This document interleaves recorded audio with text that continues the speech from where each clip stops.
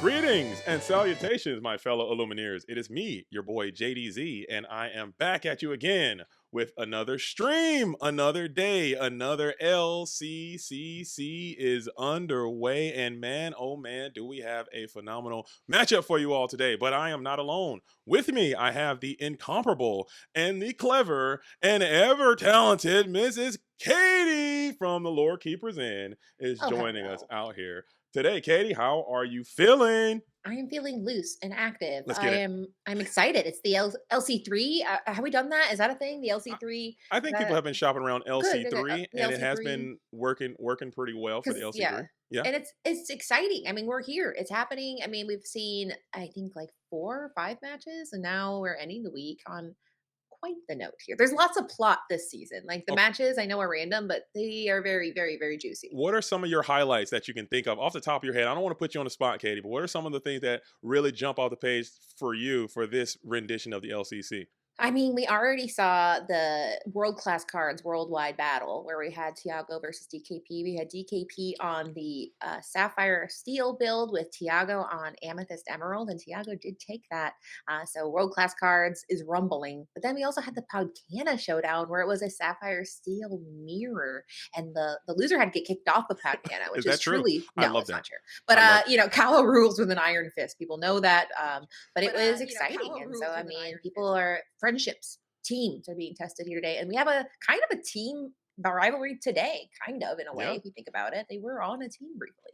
It's been a blast. It's been a really good time, and I really love the LCC. But if you're just tuning in, you don't know what the LCC is. We're gonna go over it really quickly. The LCC is a fan-led tournament. Shout out to Pavel. Shout out to Pixelborn. They put this together. You have players from the EU and you have players from NA. They battle it out to see who's going to come out on top. It's going to be a great match for a great cause. On the NA side, we have Zan Syed, Sky, Zach Bivens, Tiago, Dan, Ed, Wonderland, and the youngster Aiden. But tell me about that EU side really quick. There was one change. We have Angelina in place of Artifacts, but tell me something about these European players then, Katie.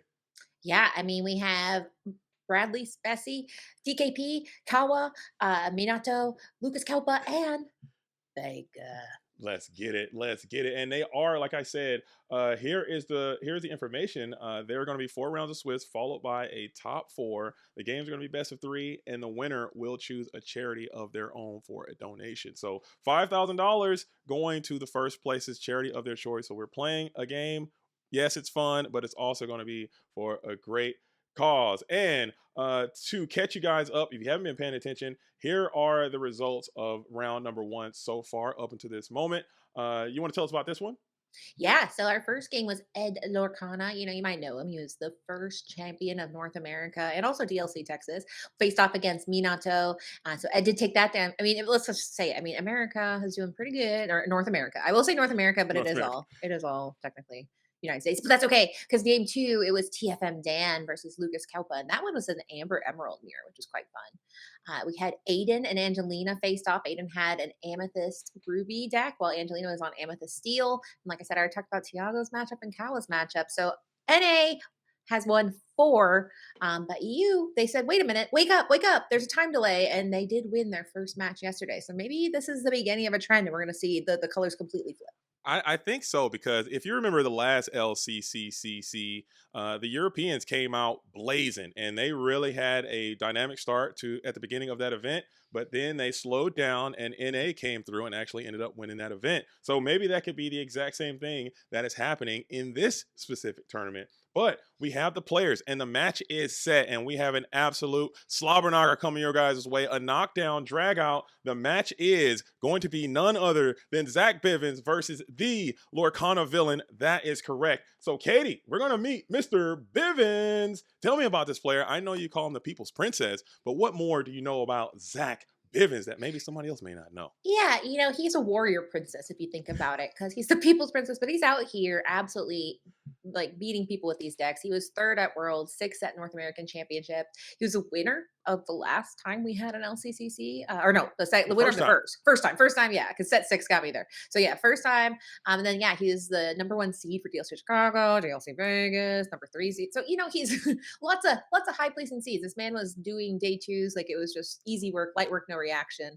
And he's very chill about it. He's never gonna be like, yeah, I'm the greatest. He's always like, yeah, I showed up and I did my best, and his best is pretty good.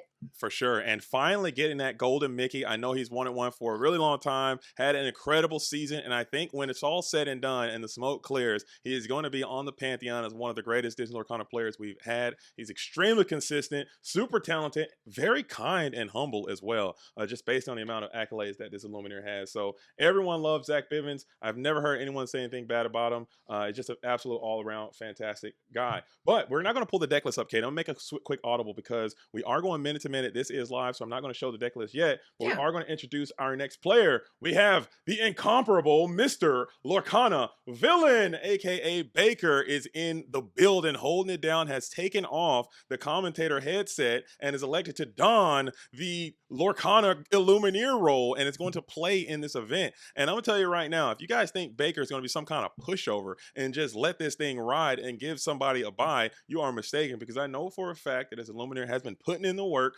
putting in the hours, absolutely on his grind, trying to improve as a player and become a champion level player because he wants to have that champion level broadcasting ability. I know how much he works toward the game, how much he studies this game, and I think he's going to come out here, get loose, get busy, get active, and potentially pull the upset. He is going to be the underdog, Katie.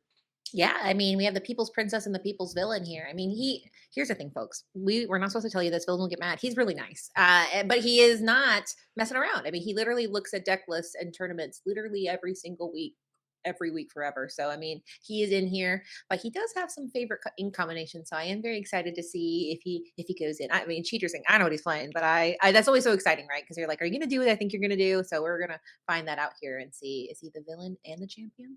TBD. Absolutely. And I think we're getting to that time, Kate. I think we have enough time has elapsed that we can show the deck list. So what I'm going to do, we're going to start with Mr. Bivens. We'll bring up his deck list and show it to the world right now. Mr. Bivens is playing none other than his pending Amethyst and Steel strategy. I think when this Illuminator is holding these Amethyst and Steel cards, the alert should be off. Oh my goodness. The Amethyst and Steel cards, I think it is just it's like a journeyman holding his tools, you know, a master of his craft. He is absolutely physical when it comes to these cards, but he's built his deck in a very unique way. You see that there's only one dock, but he is playing that Mayor Wind Dancer, which we saw have some effects in the previous round. But Katie, tell me about this deck overall, and tell me about Zach Bivens' construction here, or the way he built it.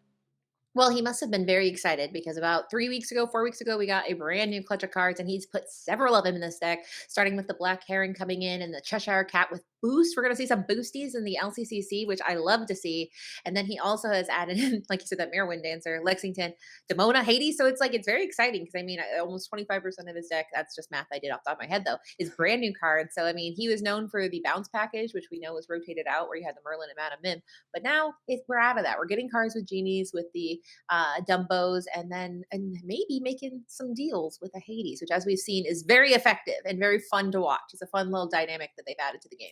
Absolutely, absolutely. But the Lorcana Villain is going to be back on his bag as well, and it's elected to return to the LCC, playing the Ruby and Amethyst strategy. We saw Ruby Amethyst versus Amethyst Steel the other day, but I think Ruby Amethyst is back again, and I love to see people being able to go back to their colors and play something that they're super familiar with and still be able to have some type of tournament success or competitive viability. That's always going to be very important to me in Disney Lorcana. But he made this deck. I think this deck can curve very well. Amethyst Steel obviously can play to the curve, probably the best, but this deck is going to be at least second best, or if not in close competition for first best of being able to play it to the curve. You've included that new Hercules. You've also included the new Headless Horseman card. We know how effective both of those cards can be now. Those new legendaries coming in the new set, but you have some of the old tricks as well. You have the Dumbo. You're able to exert, able to draw some cards. So this could also be a nice tit for tat. Tell me about Villain's deck and tell me about the way that he's constructed it, Katie.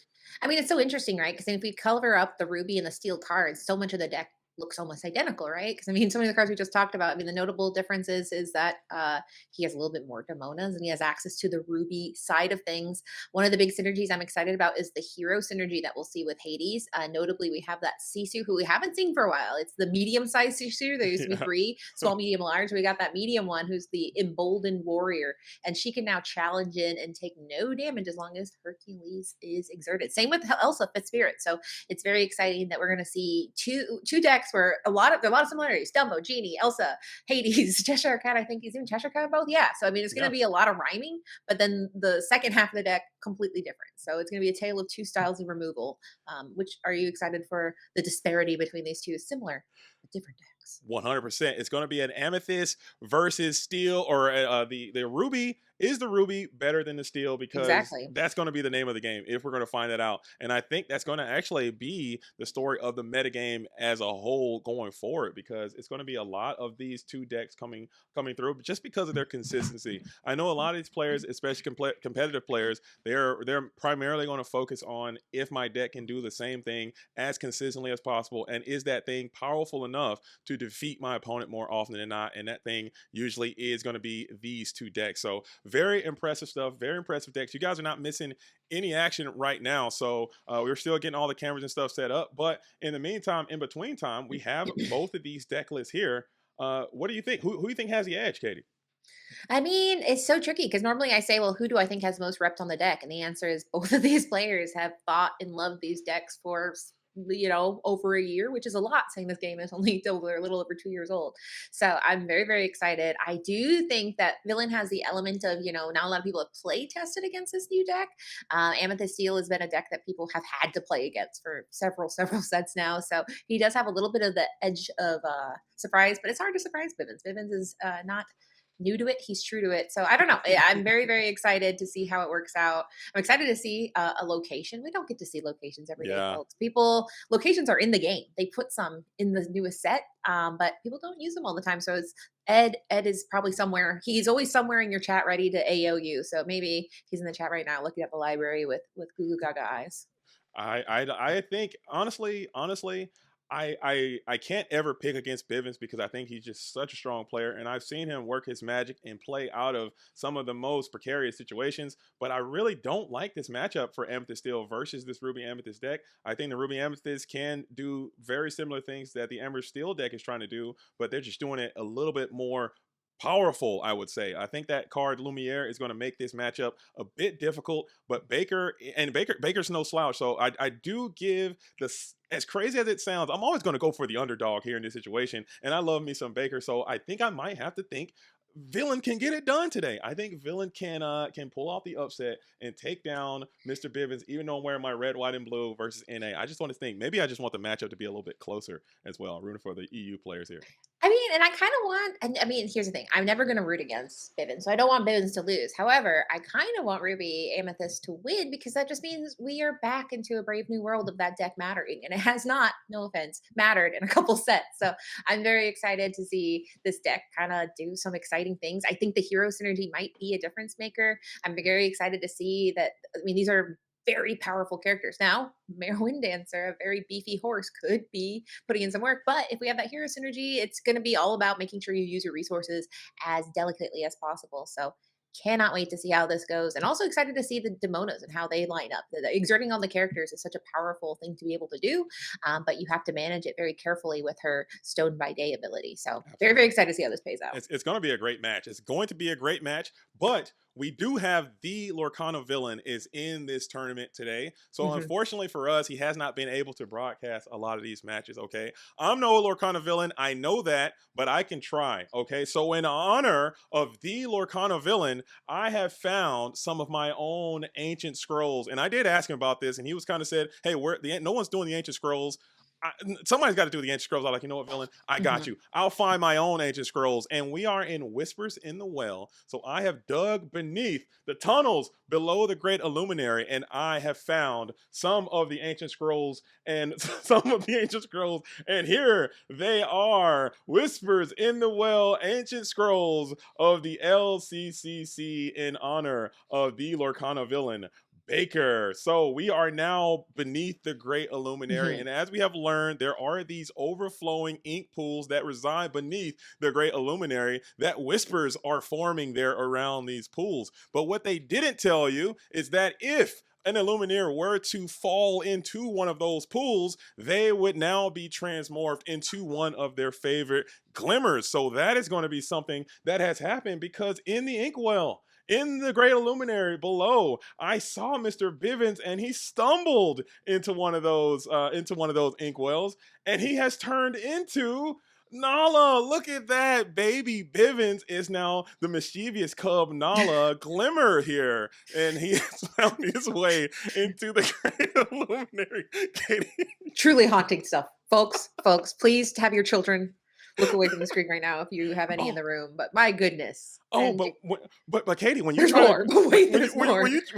when you try to walk closer and get a closer look at this mischievous cub, suddenly they become afraid because they see some hyenas are approaching and they change their posture, and look, the Bivens has become the undaunted Nala. Oh my goodness. Two for the price of one, two power Nala. I hate to see it. So there is Mr. Bivens, but he sees all of these hyenas are now around and they are getting ready to pounce. I wonder where all of these hyenas are coming from.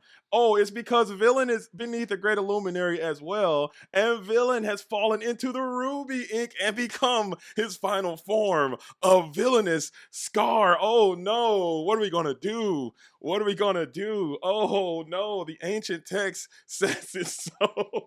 But now the villainous Scar has climbed to the top of this spire, this rock, and he begins to get into position to do what? Oh my goodness. He's going to sing.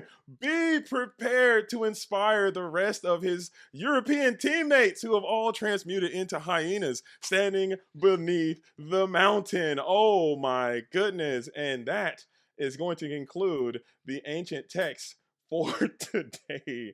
Katie, what are your thoughts on everything that just happened? I do apologize for that. Speechless. Really, what can you say? Very exciting stuff. Exciting to know you didn't create any of those photos. All those photos existed as is on the internet. These are just things that happen. I think AI maybe knew and just kind of just put the two and two together. Also, stunning that none of these photos did you ask for. They just have enough photos on the internet of these two fine gentlemen that this can exist without any collaboration.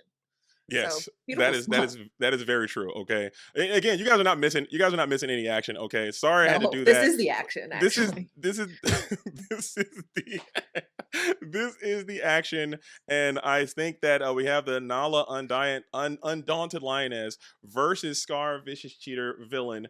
I don't know who's going to win now. I thought Scar was going to take it, but now might have to switch sides, and I think that Nala might be a little too powerful for Scar to handle. So, but seriously, I think it's a lot of fun, and this is just a good time, and I appreciate you guys dealing with my shenanigans. But before we go on, Katie, I think it's also very important to bring a special note while we're waiting for the all the technical stuff to get ready. That we are playing for charities as well, and the charity that Zach Bivens has chosen is going to be the Save the Children Foundation. I think it's a wonderful organization trying to help children all over the world.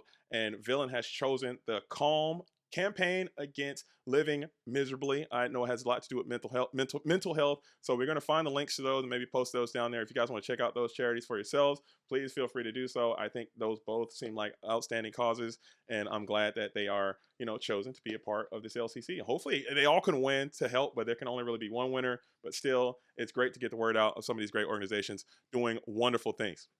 Yeah, I love that aspect of it, right? Because it's like you're cheering for someone to win, but no matter what, like you're happy at the outcome now, right? Because it's like, oh, $5,000 went to charity, so it's very, very Yeah. exciting. I still want North America to win, but that's okay, right? You have to have a little bias. You have to have a little skin in the game. So Uh, I can't uh, wait. All right. Here it is. The LCCC round one continues. We have the Lorcana Villain versus the Zach Bivens in an all winner take all knockdown drag out competition. It starts now. And there it is. The players are ready. I'm ready. You're ready. Katie, how are you feeling for this matchup?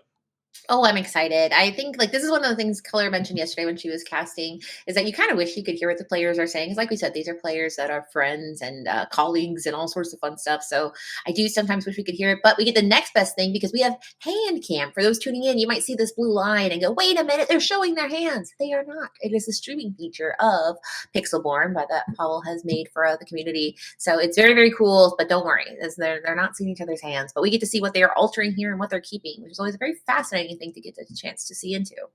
Nice, and get a chance to really pick their brain. So if you're a newer player, I encourage you to pay attention to the alters, pay attention to how they challenge and all those types of things, because that is a great way to increase your own personal skills at the game, is just by watching what better players are doing in the same situations that you would do, because sometimes you might be making the same mistakes and just not know that you're making those mistakes. So that's a really, really great point. As it look, I missed who won the dice roll there.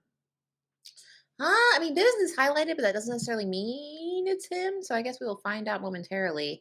And shout out to the playmat game here. That's one of my favorite, the playmat meta here. We do have a little bit of flexing going on. Zach Bivens said, just as a reminder, I'm the champion here. So that is. Yeah. But we have our Lorcana villains like, well, I have my own branded playmat, which is its own flex because it has Steve Warner's signature on it. So I like the gentle metagame here that we're getting a chance to witness. Yeah, the flex within the flex. I like Exactly. that. I like that. Flexing my own merch versus the actual run back championship mat. I think I'm gonna give the slightest of edges to Zach Bivens because that is the flex. But I also enjoy the Lorcana Villain mat. I am also an owner of a Villain Club mat signed by the Lorcana Villain. So that is gonna be my own personal flex that I will inject into this broadcast as we got the shuffles are taking place. Villain's gonna like to send back a lot of those Amethyst cards in favor of a few more Ruby cards, just trying to work on a curve.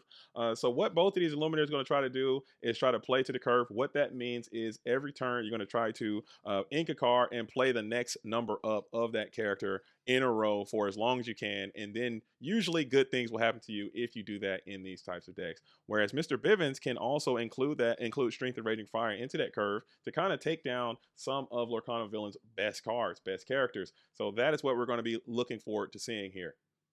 Yeah, I mean, one of the prime targets is obviously going to be that Dumbo, who generally, I mean, he can come down as early as turn 4, but generally you're going to want to see him later on turn 5 because he wants to take advantage of an evasive pal. And the deck has really trimmed down on those early evasive cards now that we've had that rotation. Normally we had some evasive targets that maybe you could take advantage of, but not anymore. I don't believe there's any evasive characters ahead on the curve. So a lot of that is going to be saving that removal for those key pieces later in the game because, I mean, luckily Ruby does have some heavy, heavy challenging power with the Tinkerbell, Diablo, even the Lumiere helping to go ahead and bump up the rest of his friends. So here we go. We're swinging to action with a mirror. Like we said, this Amethyst is mirrored pretty tightly. So Palace Guard is coming down on both sides. And Paliscar is a very rugged one cost character with that 1/4 stat line. Just being able to quest 2, 3 times, I think, could just be the difference maker for time to time. And he's hard to deal with these days with the removal of some of those early action cards like we spoke about before. So Palace Guard on Palace Guard, but now you cannot, or you at least should be quite reluctant to quest your Palace Guard into the face of this Calhoun Marine Sergeant who would be able to clear your Palace Guard in response. But we're continuing to build that curve. Like we said, we got Diablos and we have this new Ruby Diablo. I almost said color. I broadcast with color yesterday. I'm sorry, It's all Katie. color. I'm sorry, Katie. Everyone's Katie color. in color. Color is Katie. Katie is Mhm. law. I'm so sorry. Please don't slap me next time you No, see I me. can't. It's digital. I couldn't reach you if I tried. I know. But Okay. we got coming down onto a new darling. He's uninkable, but he's kind of like the Smee that we used to know and love and Steel. But he is now Ruby. It is the second Diablo in this deck, a Die Diablo, if you will. And he's a quest for 2. So kind of putting that pressure on early because there's going to be kind of a stalemate for a little bit where they're going to kind of look at each other and be like, you go first, I go first. But all we have to do is get to Ruby's more heavy hitters. And suddenly Steel is feeling a little silly. So it might be a situation where he tries to get that lore as early as possible because he might have a harder time getting it later in the game. And yeah, Mr. Bivens does not have access to that Strength of Raging Fire just yet. I wonder if he would have been interested in sending that Palace Guard on a quest to try to get into some board fight shenanigans, but maybe fear of reprisals or a Lumiere coming in a little bit later might be something he's thinking about to not do that. But as you like you said, getting into these huge stare down wars, those were a remedy for success for Amethyst Steel in previous sets. But now I don't think you can do that too much, especially with a card like Demona being a part of the metagame now to be able to completely exert all your characters. As Villain is getting a double fist pump in, saying, "I built my curve, and let's see what you're going to do Haha. about it." Yeah, I'm unstoppable. And the answer is you're unstoppable. But like you said, I mean, with the Demona, the Elsa, it's just kind of a matter of time because soon there'll be deals and strong forces coming in and knocking down your characters. So you have to be very careful, uh, Careful. That's a good one. I careful, like that. careful to make sure you use your resources while you have them because nothing is guaranteed when you have that exert power coming in, which is available to both players with that Elsa Yeah, and Demona. Yeah. and we are continuing to stack that curve right on up. We can go all the way to number 5 here with that Hades looking for a deal as we get into the Dumbo. So now we're looking at Lorcana Villain's hand, who's holding on to that headless horseman, which lines up quite nicely against that genie. And then you got your Elsa to kind of fight back. I think this game is just going to get very kinetic here very soon, as both of these Lumineers are kind of getting all the cards they need as another Diablo is coming in off the top of the deck for Villain. Yeah, I mean, this Diablo is very exciting because I mean, it does two things, right? It's a nice 3/3, which could be a good answer to several, not all the answers on the opponent's side. It does not have evasive, which would be nice. Every time I see a bird, I'm like, it's got to have evasive, right? But no, we do see Iago going into the Inkwell here, and here comes another evasive darling, or rather, a evasive darling in general, which is Genie, who draws a card and can synergize quite well with some other cards we might see, for example, a Dumbo. Yeah, and this game is going to be a mess. I think the Demona is going to drop, and this game is just going to Yes. turn into a disaster. And the longer this thing goes on, I just think Lorcana Villain's deck just has a bit more of that top end speed with those headless horsemen and just more access to Demona. So it might behoove Mr. Bivens to see if you can try to decrease the size of this board. You need to get to that strength of raging fire, I think, sooner or later. We'll see how powerful these Hades can be. You need them to take the deal, or you need them to give you some cards, I think, because you're kind of running out of resources here. Yeah, which is why that Dumbo is going to be very, very important because that Dumbo can come into play and immediately take advantage of that genie. I was really hoping when you say it might behoove him that you're gonna make a Mayor Wind Dancer joke. I was like, I can't wait, but it didn't happen. He doesn't have it. But yeah, he needs to have some sturdy characters on the board because yeah, I mean, once we get those things, characters start exerting, it's just going to be a blowout of seeing who can last longer. And like you mentioned, I mean, the razzle dazzle I think is definitely on villain side. He has more razzle Yeah. dazzly cards than Bivens has access to, which is more sturdy, stable, steel color. So I'm very nervous and excited, but we haven't done a lot yet. We see some moderate light questing here. Light question. So it looks like Villain is trying to set some traps to maybe coerce Exactly. Zach into setting some exchanges because you have that Lumiere, you have that Headless Horseman, and then also Headless Horseman come out and pop a character. But what he can do is also increase the strength of your characters as well when characters getting banished. So let's see how Mr. Bivens negotiates this treacherous obstacle. Do you take the bait or do you just continue to do your plan as we will send that Hades looking for a deal out? I think this card is great. It is because it's kind of a win-win lose-lose, right? Anytime I feel like I'm in a match and I tell my opponent you have to make a decision, I, I mean, you kind of think, okay, is there a right one or a wrong one? Sometimes they're both wrong, and in this case, he says, I'll make a deal. You can draw two cards. I'm keeping what you targeted, which in this case is probably the genie or maybe the Sisu, or really, honestly, even the Diablo. If he doesn't want that two quester on the board, I'm going to guess the genie, and he says, no, go ahead and draw two cards. I'm not afraid of you, and you probably have a Dumbo anyway. Yeah. And as just having another body on board, Mr. Bivens still has not found a single copy of that Strength of Raging Fire. You've caught through quite a few cards. You play for him in your deck. I think at a certain point you're going to need that card to come down sooner than later to potentially help you win this game. So you haven't seen one just yet. As the stare down commences, and looks like Zach is going to take some of the bait here. As we'll go ahead and take down that Palace Guard in a nice little +1. But will the punish be immediate and swift enough? Yeah, you're saying there's a downside to this, and not yet. But I mean, that's kind of those things, right? This is the early phase of the game where you can win by inches, and so getting that quest in this case, he was able to get some lore with that Calhoun, get rid of one of Villain's characters, which is like we said, not as important because he doesn't have strength. But even this way, he's still doing some board cleanup, which is Hmm. exciting to see because it just makes him know that he's like, listen, strength isn't saving me. I got to use all my characters, and he's retaining some pretty good value, only losing one of his five characters. That's true. So that is a very good exchange. And I think in these situations, I'd hate to try to get into some type of board fight with Zach Bivens. I understand that is one of his biggest strengths. I mean, being able to find those, just squeeze out those plus values in any kind of situation. He's going to end up on top in these exchanges more often than not, because that's just one of his strengths as a player. So I'd be very reluctant to try to set these kind of traps, as Lumiere is going to go down to the Inkwell. You got a pretty powerful Headless Horseman play here, though, and you can go ahead and remove that genie, increase the strength of this Diablo, challenge and banish the challenge and banish the Palace Guard, and then increase the strength of the genie, and then challenge and banish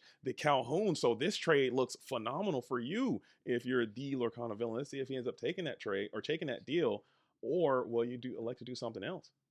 Yeah, and shout out to this new Headless Horseman. We have, the Horsewoman gambling card, but this is the non-gambling horseman. This one's coming in and saying, listen, I'm going to do a little bit of spot removal, and then it's time to get challenging. So it's very, very exciting to see. This one is purely a Ruby card, just saying banish and banish a little bit more.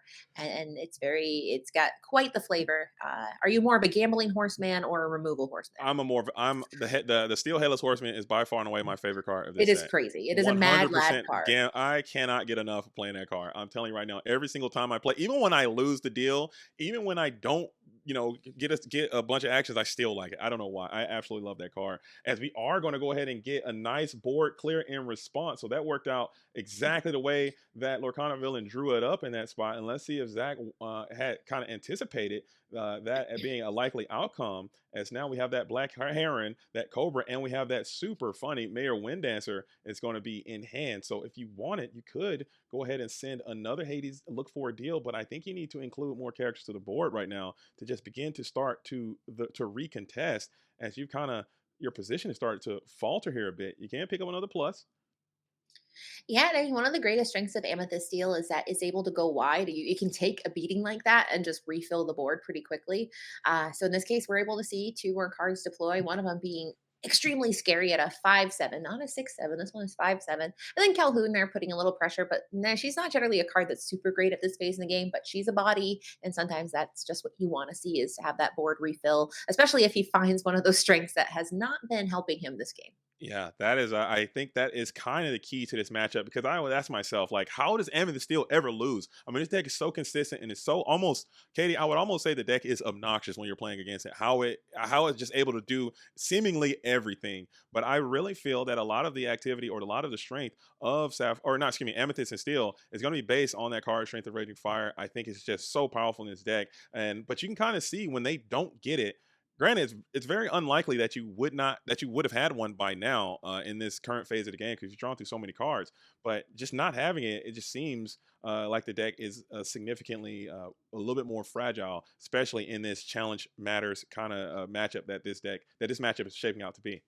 Yeah, I mean, there was a time in our lives where we were having storms rage and Zeus's and then the strength, and now we just have the strength. And my goodness, that card is more important than I think almost any card in the deck. Because, like you said, it just gets rid of the problems when you need it.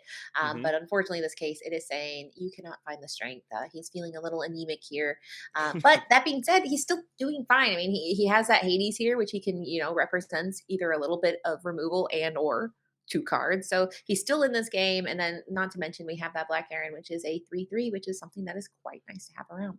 Oh, but Villain is going ahead and pull the trigger now and go ahead and send that Demona on this 6 ink turn. Oof. Interesting. I don't know if that was. I think I like that play a lot. I have to think about it for a little bit, because I know there's some hesitancy there, because you didn't get too many cards drawn for yourself. But at the same time, you look over on Zach's side, he only drew one card as well. So I guess the Demona was only going to get worse as the longer you held it in this situation. But maybe you could have got that Elsa set up first, or maybe put down the Diablo and the Lumiere that turn. Kind of took a little down tempo play, but set up more characters to get the most out of this Demona. Maybe, I'm not sure, but this seems like still a pretty good spot. A 5/6 quest for 2 character at the end of the day is going to be some value added for Villain.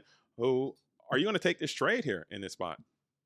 Yeah, I mean, you have to think that if you're exerting characters, it's for a reason here. But like you said, I mean, with that gargoyle synergy, he doesn't have gargoyles on the other side, so they were easily able to ready. Because I think one of the cool things about exerting a character with this stone by day ability is maybe messing around with hand size. But in this case, no, they're fine. So we just have that Devoto on the board here, but she is nothing to sneeze at here. Another one of those big beefy beaters that will be around for a while. Because I mean, the more he has these huge stat lines, the more that those Yeah. strengths become more and more hard to get value from, because as long as he's able to remove a character here and there, that strength is worth nearly nothing. If it's only two characters, that's not going to get done what he needs to get done. Oh, for sure. I think that is a very well stated point. That's at least in my own playing and my own testing is whenever I'm trying to beat Amethyst Steel, and the times that I do defeat Amethyst Steel is because I have characters with super high willpower and they can't really engage those too well. Maybe a card like Mayor Winddancer can help in that situation as we're free and clear to quest a Pony Boy for one lore. I mean, Demona can't even really get after this guy either. Oh, And then we're gonna do the patent pending Amethyst Steel flood, getting loose and active with these characters. We're electing not to trigger that giant snake cobra and just get the board super wide again, setting yourself up for that strength of raging fire off the top, and it should be coming here soon with and this Hades next turn. on a scale of 1 to 10, how upset do you think Baker is right now that "Be Prepared" wasn't printed? He's Because this probably would be gonna a he's great probably gonna time for slip one. He's probably gonna slide one in here soon at the end of Yeah, this be match. like, Just "Oh, want to yeah, let you know. remember, I mean, I have the Ravensburger Pass where you're allowed to play one card that's rotated out once per year." But no, in this case, I mean, he has the ability to go wide back in response. And a lot of times that's, if you can't wipe the board, then go wide with them. So in this case, he can go ahead and ink that white rose. Now he has an access to, I believe, 7 ink total. So he can do, a couple different plays here. He can get that else out there and exert one of these characters, Yeah. and then do some challenging with a little buddy here. Yeah, I do like that play a lot. Elsa and Lumiere to just exert maybe whatever. If you, I mean, you can't really get all the singers. I think Mayor Winddancer, I'm staying all the way away from that guy. He's just Yes. he's just problems. I don't want anything to do with him right now.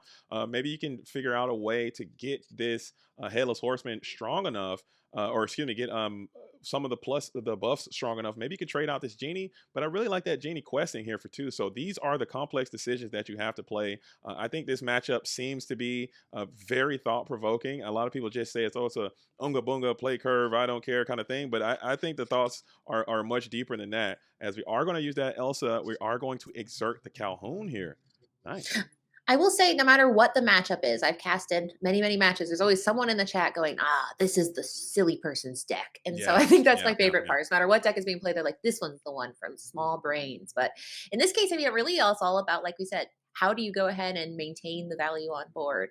For example, that genie, he quests for two, and he could be used if a Dumbo ever so happens to fall into villain's hand next turn. So, I mean, that Dumbo is super valuable. He doesn't have a lot of evasives across from him. For some reason, he has no strength raging fire. And there we go. He said, Oh, he said, "Mayor Winddancer, nay, I am not afraid of you." And now that big beefy horse is gone. And so he is able to retain quite a lot of value, like we said would be a good idea here. let's go, Katie. I forgot about the horse on horse violence as the headless horseman will go ahead and boost the challenging power of the Demona, and now Demona is able to take down the Mayor Winddancer and live to tell the tale. A very rare feat for anyone to go into the horse and come out on top. And now Lorcana Villain has moved all the way up to 9 in the lore total as well, as this board is getting super massive as Mr. Bivens finds the strength of a raging fire. Finally, we have that Hades, and we're looking for another deal probably. Who do you take out here if you're going to send that Hades in? I mean, looking at the board here, oh goodness, the Hades. Oh, I mean, the Horseman seems to be a problem in the sense that he's able to buff things up quite a bit, and he's quite beefy in himself. But that only evasive character on the other side is the Genie. So those are my two targets. But Lumiere is a problem too in his own way. They're all. Yeah. I mean, but we also have the evasive Elsa. So they're looking at that. The answer is be prepared. But which one are you going What for? you I think I go for the genie just because he's questing for two, or you do have that strength of raging fire as well. So Jamona still is going to be a problem as you will give up those cards. It's another Elsa and it's another giant Cobra. So I think Bivens has to get far with these characters to really engage with this board. So maybe you would have, but either way, a villain allows Mr. Bivens to go ahead and draw those two cards with that deal. But you do have this very powerful strength of raging fire. I'll be interested to see how Zach deploys this one to catch up. Giant Cobra now. Oh man, tough spot. This is Yeah, no. I was kind of looking, and one of the things I thought was so interesting is there's a card in Bivens or Baker's deck we haven't seen, which is a Hercules. He only has two of, but that's a card that's so interesting because we see that Elsa taking in damage. She would not be taking damage if we had that hero synergy in play. Another thing that's kind of interesting is the fact that they both got rid of Bell Accomplished Mystics. I don't know if you caught up on that, but people all said, I don't need that card anymore, which is crazy knowing how powerful she was in the previous set. But we're going to go ahead and do a little bit more board control here, doing taking advantage of the fact that a lot of these characters have been weakened by the previous challenges, and going in and doing a little bit of cleanup and taking care of anything they can that's not evasive here. Oh, 100%. And now we have cleared a bit, and Zach is going to elect to quest for two in this spot. I like that play a lot. I'm learning so much myself, because I would have just straight sent that strength of raging fire and probably lost the game. But you're going to say, let's go ahead and keep questing, and let's keep taking these favorable exchanges and try to whittle down the board, because I think I can win this lore race, as we have this giant cobra and this Elsa representing another plus next turn onto this Lumiere, or maybe even one of your evasive threats. But he's thinking about maybe putting something down to the inkwell is the thought process here. Yeah. I mean, in this case, it's kind of gets to the point where a lot of times these steals deck, they don't need infinite. Unless you're playing a Sapphire Seal deck, you don't need infiniting. So you start being like, well, I might not get to draw cards ever again. So why am I inking things? In the words of Ed, are you inking because you want to or you need to? And that still haunts me to this day. In this case, he's going to go ahead and pass his turn, keeping in hand that strength and saving it for a scarier target. And we'll go ahead and see. There's some cards I'm still waiting to see. Someone in the chat mentioned the Cheshire Cat, which I kind of hinted at with that bell being like, Bell's gone because now we have a boosted Cheshire Cat. We're not seeing it here. There's so many cards we haven't seen, but like we said, we finally got to see his strength on the other side. He hasn't deployed it yet. And now he has a Diablo and Palace Guard, two of the least exciting cards in this deck in his hand. So That would have been a wonderful opportunity to deploy a Cheshire Cat in that specific spot, just to kind of heal some of your evasive characters, and also continue to add more threats to the board. But you get the Palace Guard in a yeah. very inopportune time, as Mr. Bivens gets to his own Cheshire Yes. Cat. So He says, here I'll you show go. you, I'll show you. And that is a card that whenever you go ahead and boost him, and he has a boost cost of 2, you can move 2 damage counters from chosen character to opposing character. So that it doesn't have to be damage that he's carrying. He can go ahead and start moving some damage around on the other side. In this case, though, he does have some other tempting morsels in his hand. We have that giant cobra, which is nice, but kind of is fun to keep in your hand as a game ender, since it kind of can have that element of surprise and change the math. So we see him going ahead and handling that Elsa, saying, well, I could go ahead and get rid of Diablo or Lumiere here. I don't know if I'll ever say Lumiere's name right. Lumiere. I Lumiere, think correct? I think it's Lumiere. I've been corrected Lumiere. Oh my goodness. I think it's actually Sacre bleu. Lumiere. I think Lumiere. I've been corrected by enough French Lumineers to say that I just assumed that it was Lumiere because it sounds very French to me in my Lumiere. own American mind, but it's actually just Pardon. Lumiere according to the French. All right. Well, pardon, sailor. I am le buffoon. But anyway, we have here the Elsa coming in and going ahead and exerting that Lumiere, Hmm. as we have recently learned, and I am phonetically reading off here. And we'll go ahead and deal the strength here by singing it 4 damage right across to that Diablo. A little overkill here because you didn't need to deal all that. But there we go. We got that Elsa who is able to challenge Black Heron as well. So now we could do some more board cleanup on these non-evasive characters. And Elsa can challenge into Elsa or Genie here if she so chooses, which I imagine she will. Yeah, we'll just go ahead and take down that threat. And again, keeping this board nice and tidy. And now Villain is in a compromised position for the first time of this game. You are kind of rubbing hands together and forced to play off the top of your deck. You need to be an absolute slapper here. You'd like to have some nice unit, and it's the White Rose. That's not going to be the unit that you need, but you can deploy it right away and gain some immense value with this White Rose, as Mr. Bivens is now up to 10. This is not the not the draw you're looking for. You're looking for a much more high impact card. I would love the Hades there, or maybe even, I don't know, just something a bit more rigid in that spot. Yeah, this is why we know that card draw. I mean, we talk about how removal is very important in these decks, but card draw is the engine that's a powerhouse of the cell for these matchups, which is why you see that or that Dumbo, who by himself isn't that great, but he needs to synergize with these evasive characters to keep the engine going. And in this case, you see what happens when that engine stalls out, because now we have a board that is too afraid to exert. They're saving up for some answers later in the game, and now he just has to hope that we don't see more pressure, which the pressure has started while we see this Cheshire Cat, a new boostable whisper card, and he's boosting right away. Right, just to finish off that Elsa Fifth Spirit. So now that it's going to be your evasive answer, still have evasive on Zach's side, but you're also free and clear to start questing, as any trade that Lorcana Villain wants to make will be unfavorable. And now you're sitting at 14 for Mr. Bivens, trying to really apply the pressure. You were on the play this time as well, from Zach Bivens.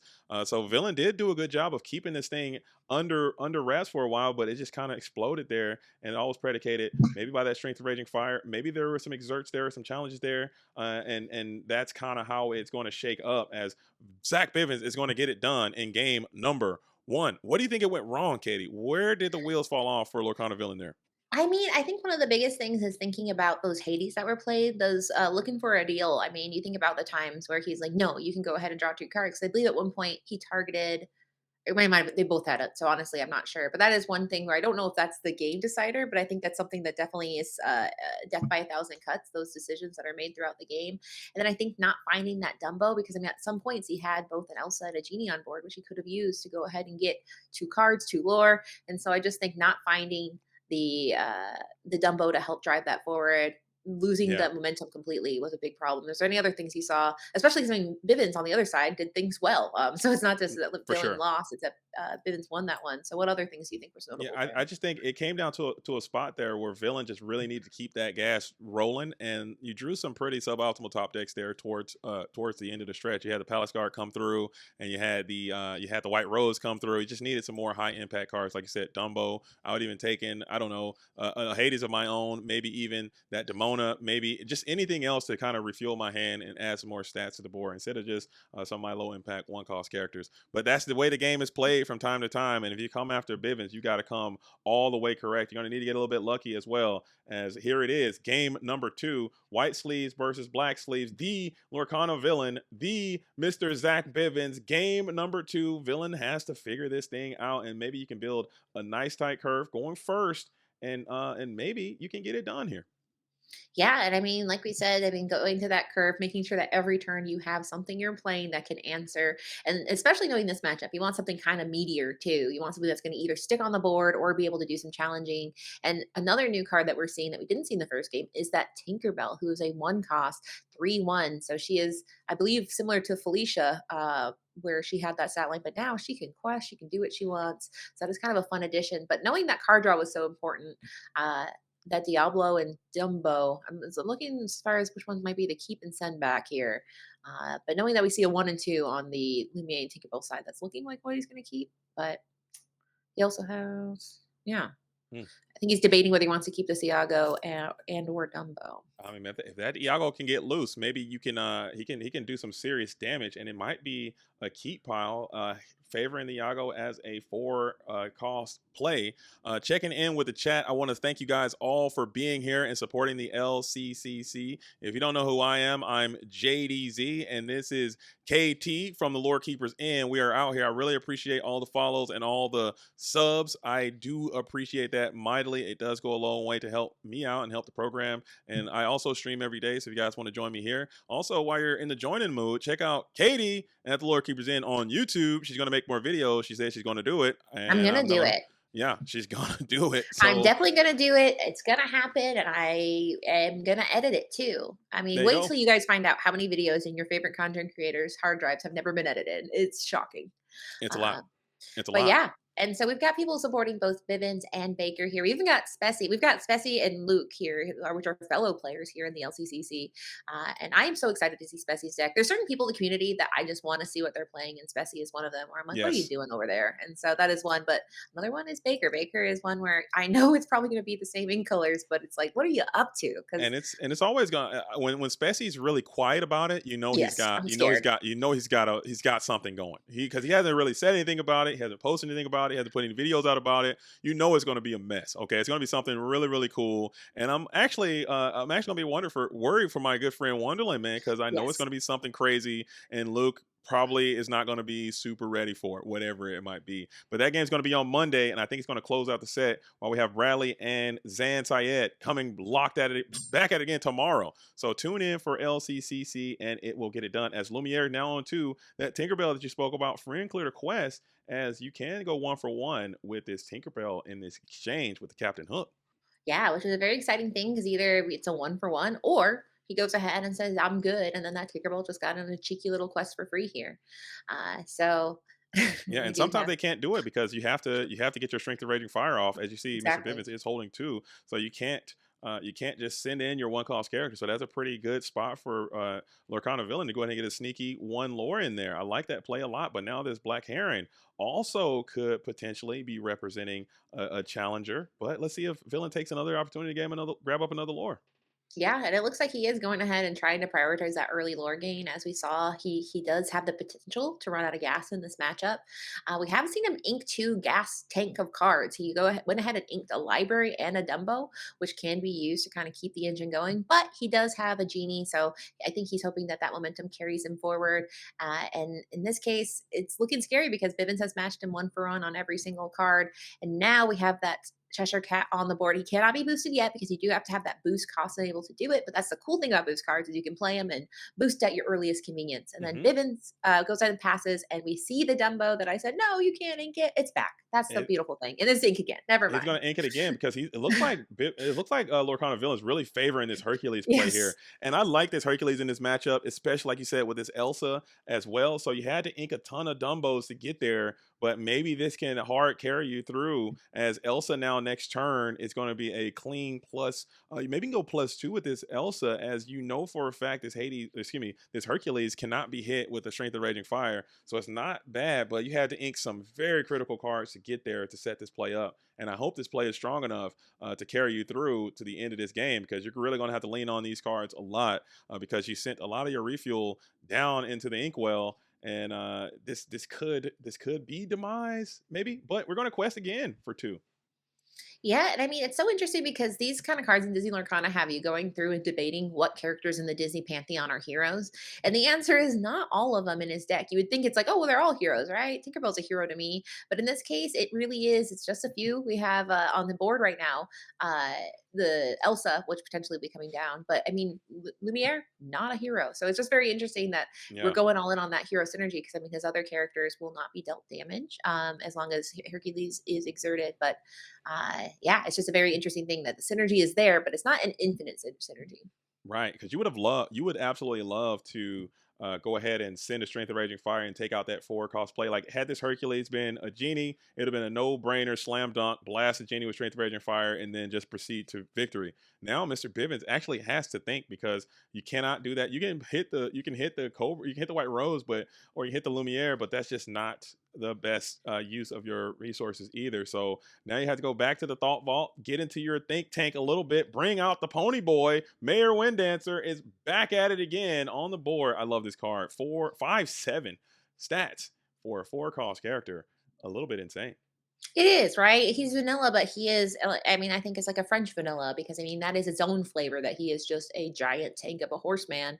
But now he's going to go ahead and just, it's kind of the pressure wars where they're just putting pressure on each other. We saw Baker do the hesitant reveal here. He's got two great cards on the board right now. They're both, I mean, one of them, like you said, has that hero synergies. You can go in and exert one of the characters on the other side. Specifically, that Cheshire Cat would be truly delightful to go ahead and target for that is going to become a problem the minute damage starts appearing on this board. But he is going to go ahead and be measured here because it's not, he still doesn't have a card draw engine. I mean, he has the able to Yeah. draw one card off the genie, but that kind of takes away from the Elsa play. So it just has to be very, very measured here to not overextend himself and lose a bunch of value in this turn.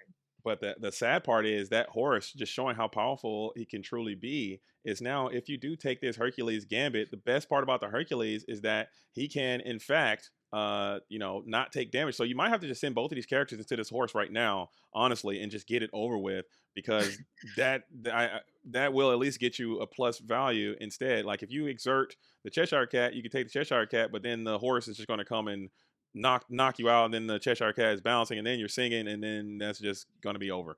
Whereas Yeah. now, as you just exert the horse and then just send both of these characters into the horse, you at least take down the horse, and you won't take any damage on your characters, and then you can kind of rebuild from there. Granted, you will lose your Hercules because it just gets challenged back in with the Captain Hook or something, but I think that spot's a little bit more tenable for you. I don't know if that's correct or not. I mean, that's such an excellent point because, like you said, I mean, as long as that horse is there, he has a giant horse-sized problem. So, I mean, he's making that decision right now where it's like, what do I fear most? And the answer is it's pretty bad on both sides for him, because I mean, we need that Hercules to be exerted to get the value, but the minute that Hercules is exerted, there is some hoof marks that might appear. So you can see his hand kind of hesitate. And he's like, I guess I have to do this, and I think we Yeah. might see it here. And that is definitely something that you did not want to do, as he is only going to take 6 damage. This horse is insane. He takes a Lumiere Only buffed six. Hercules, just a straight 6, and now this Elsa is going to have to engage. You will not take any damage with this Elsa Fifth Spirit, and it will go ahead and banish the horse as well, since she is a hero. But now you do open up yourself to lose your Hercules, and I'm certain the Lorcana villain would have loved a bit more use out of this Hercules. I mean, but still taking a 2-for-1. Anytime you can get a 2-for-1, you're always going to enjoy that. As now free and clear to quest for 2. Yeah, and the rest of his board stays up and active, which, as we know, with those two strengths in hand, that is quite a nice thing to do. As far as the protection that we have, the only characters protected, I mean, are the two most valuable in this case. We have the Elsa, and then the Hercules is protected by the ability of he can't be damaged unless he's challenged. So those strengths are not the most powerful they've ever been, but they're still, great cards to have on your side to whittle away at Baker's board state. Oh, 100%. But you do kind of open yourself up for some cat shenanigans Mhm. now, because now the cat, when you exerted that white rose and that Tinkerbell, it looks no, you can't, because you have the Lumiere as your backup, and you can't sing the strength of a raging fire either. So you're not feeling too bad about that quest. I like that quest now, and I think about it, because you can't really get any favorable exchanges. Hercules will take out whatever you elect to challenge in with it, so you can take it out with the Captain Hook or the Black Heron or even the Cheshire Cat if you're loose with it. Yeah, I love the hand communication here. We don't know what they're saying, but they're really saying a lot. Um, We can but for the understand. We can speak I divines pretty can, well. right? I like when you can tell a player is over it based their hands, that they're just kind of like throw up their hands, or they play the card by just tossing it onto the playmat. Um, You got to do your best villain impersonation. but shout out, you can tell Baker is a caster because look at that tidy board state. Like, look at the ink; it's perfect. You can count it. It's we've got. I'm just. You can tell this man has said, "I can't read the ink," and he's like, "You guys will be able to tell." Look at Bivens; he just stacks it. I can't count that. He's Res- never he's never been in this position, but here he goes. He's debating what he's gonna go ahead and pay the full retail value for that Strength of Raging Fire. No exertion needed. Go for that Lumiere, who's doing a lot of work, buffing everybody up here. And now it's time to get challenging. and we can challenge indeed. Hook into Hercules, I think, is a great trade. This is why people speculated this card to be so low, because him being challenged is so easy that a lot of one cost characters can take him down, especially in this new base boosted metagame that we're in. And now the Cheshire Cat can come on through and engage with the White Rose and then base boost the Tinkerbell off the board as well. So this is a huge swing of items.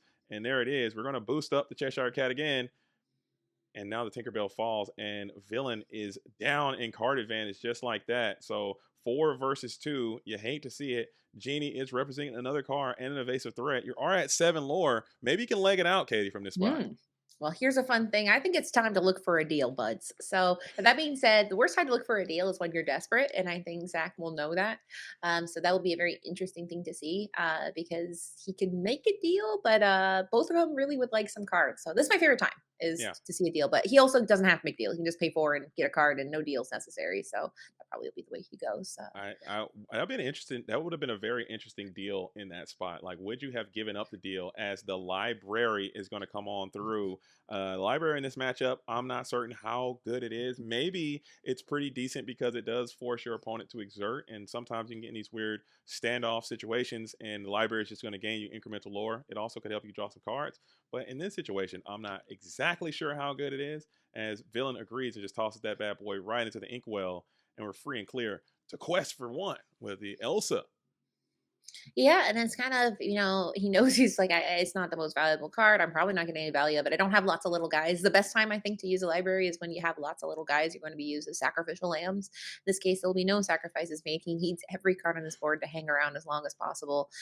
So in this case, he does go ahead and invest in himself, ink it, and hope for brighter days ahead because these top draws can be very, very, very impactful. And the more ink, the better. Yeah, Oh, oh, and there is another patent pending Amethyst Steel flood as you got two more characters on the board. And you did get rid of that genie there, so you have that Hades now. I think it's time to make a deal, Katie. I think you got to make a deal, and you got to hope the deal is either, I don't know, whichever way it goes. I don't know. I think you just send your card to the bottom of the deck here in this spot, man. So maybe it's not time to make a deal because you really want those cards. Looking at that white rose in this particular situation, I'm not certain about the white rose here, but we will make a deal. yeah. Probably going after the Cheshire Cat, I would assume. Yeah, and I mean, it's tricky too, right? Because I mean, he knows how desperate he is for cards, so it's tricky, right? Because you kind of have to fall on your sword here, and so he says, you know what? No, I don't need this Cheshire Cat. I have my two beautiful bird women and Calhoun, and I'm not desperate. I have the rest of the game to go, and I think you're going to stall out like you did last time. Yeah, and Elsa is still slowly taking away one lore at a time. You have that white rose in your deck as well, so maybe that can give you that burst that you need as Elsa is going to exert the infernal schemer. No, the looking for a deal Hades. You can clear this and get another +1 and some. No, no, not +1. Going 1 for 1 and a little piece of lore. Yeah, and yeah, get that off of Calhoun, getting rid of that Hades here, who is in himself a problem as far as the challenging aspect goes. And now he just has that single Elsa, and that Elsa will not be shifting. She can only challenge for two, so she definitely needs some synergy with her. And here we go, a hero, and maybe in a time of need, Hercules comes in, which will change the math. If, now he does have to be exerted, so it's going to take a little bit. But in this case, he goes ahead, does some challenging here, clean up the Elsa, and will we see this Hercules come in Oh, as an he's got to investment? he's got to come on through. I think Hercules is really really powerful here in this spot. I think this is a good time to have Hercules. I think Mr. Bivens only playing one dock, and now you're getting your low cost characters better late than never. Even though this Captain Hook can go 1 for 1 with your 4 cost uninkable Hercules, that has to feel bad for the villain, but. I still think it's a card that you have to play. Every card off the Yeah. top of your deck probably got to include to the board, but now you have to be careful to quest. No, Mr. Bivens is going to put in an inkwell, showing some discipline. What do you think about that ink decision there? Yeah, I mean, he must be just hoping for brighter days ahead because I mean that is very, very, very aggressive, and I think he must see the writing on the wall that the momentum is definitely in Villain's favor right now, and now heavily, heavily because now he's got that Dumbo, which right away we can get that value, gain a lore, draw a card. So if I'm Bivens, I am hoping that I get the top deck of all top decks next turn. I think he's trying to set himself up for that potential Demona off the top of the deck and then really drive this thing on home. But that Dumbo is going to be a tremendous problem with multiple evasive threats on the board. These two black herons, they are birds. They do have wings, but notably they are not evasive. So you're not going to be able to do anything with them. And I think we're thinking about questing this Hercules. I'm gonna leave him up. I'm gonna wait. I'm gonna leave him there as a nice little deterrent, and Villain will disagree. So we will go ahead and quest for two, get all the way up to 12, and pass back on over to Bivens as Villain is in a pretty commanding position in this spot. It's Demona or bust here in this scenario as we don't put a card down to the inkwell either. It's going to be the genie off the top. Yeah, and that, like we said, that Hercules is very fragile. He can take damage when challenged, and it's not a lot. It's 1 for 1 here. So suddenly, all that power we talked about Hercules having is gone. But we still have a Dumbo, two of aces up there. So any place you can go ahead and get that challenge, he goes in and takes advantage of. So he's not 100% back in the game, but he's definitely stayed in it by getting rid of that Hercules. And now it's still not completely on villain side. But ooh, Oh, okay, that's a very good top deck what too. a draw. Oh my goodness gracious. As we slam that Headless Horseman so fast onto this genie, Headless Horseman clearing genies is just exactly why you want this card in your deck because he's just consuming genies. Somebody got to make a meme of Headless Horseman just eating a genie because that's what this guy does very best. And it's very similar emotionally to that Strength of Raging Fire hitting your genie. But you also leave this body behind that can quest for two. And also he has he could have cleared something there if you wanted to. You could have but that would have just been a pretty bad trade. So electing not to do that, and now the Dumbo is going to quest. And it's so interesting that I mean, we said there's cards that were just ubiquitous in so many decks, and one of them was Brawl. And it's so wild to see Brawl on a body and why that is terrifying because you get that effect of like, listen, I'm going to go ahead and do a spot banishing, and then you just have a humble 4/2 that quest for two on the board, which is nice. Anytime you can have something on a body, it's obviously going to be a favorable thing for the player. So yeah, just like that. I mean, these top decks have been in Villain's favor, not last game, but this game, and it's definitely his game to have the draws. And you do now have that Elsa out who can exert the Headless Horseman, get him off the board. and now you're staring down. But just going back to that turn, had you kept that Hercules around with that Headless Horseman together, Headless Horseman and Hercules together, you could have just cleared the Black Heron too because of the strength boost, and then else wouldn't have taken any damage.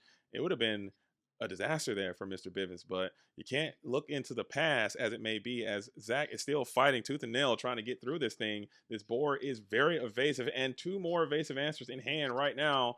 Genie and Elsa, the Dumbo, is still free and clear to free and clear to quest currently right now. There is no threat to the Dumbo, or you can clear the evasive Elsa right now with your own Yeah. Elsa. Yeah, and it would be a very nice thing to do because she would take only 2 damage. Go ahead and survive that. Dumbo can draw a card off himself if he wants to, which I think that is the direction he is going here, to draw a card before he plays something, sees if he gets anything better. So go up to 15, and we get a Lumiere, which is Lumiere, uh, which Lumiere. which is going to be good for if he decides to challenge. But I don't think he's in challenge mode anymore. I think he's in race mode. Just draw cards, race, go faster, and then nope, he goes ahead and does that challenge that we talked about. And Mm-hmm. now he does have access to 6 more ink here. And there, oh, we're making another pretty big play. Genie is going to come on through with the Oh, Tinkerbell as well. You can just do your own little Amethyst Steel imitation board flood scenario here, as the Diablo is going to get another quest in. You're putting a game on board right now, putting the pressure on Mr. Bivens. Oh, also with the Lumiere. And it looks like the Tinkerbell is going to find her way down to the Inkwell. And this is a massive board. Two cards can't really deal with it outside of a miracle. I don't think that card exists in the format just yet, but we're going to play it all the way through the finish line. And now the silliest Demona is going to come through. Better late than never. Actually, stay in the deck. If you're going to come like this late, I need you to just stay away from me, Demona, as we are going to be going into the all important and ever critical game number 3, as Villain is going to come through and get it done in game number 2. yeah, and I mean, I think that was a very exciting match because I always want to see both players do the thing they came to do. And we could see that, listen, is this the Ruby Amethyst control deck of yore where it felt oppressive and no way out? No. This Ruby Amethyst deck is a little lighter on the control, but it still has tools up its sleeve.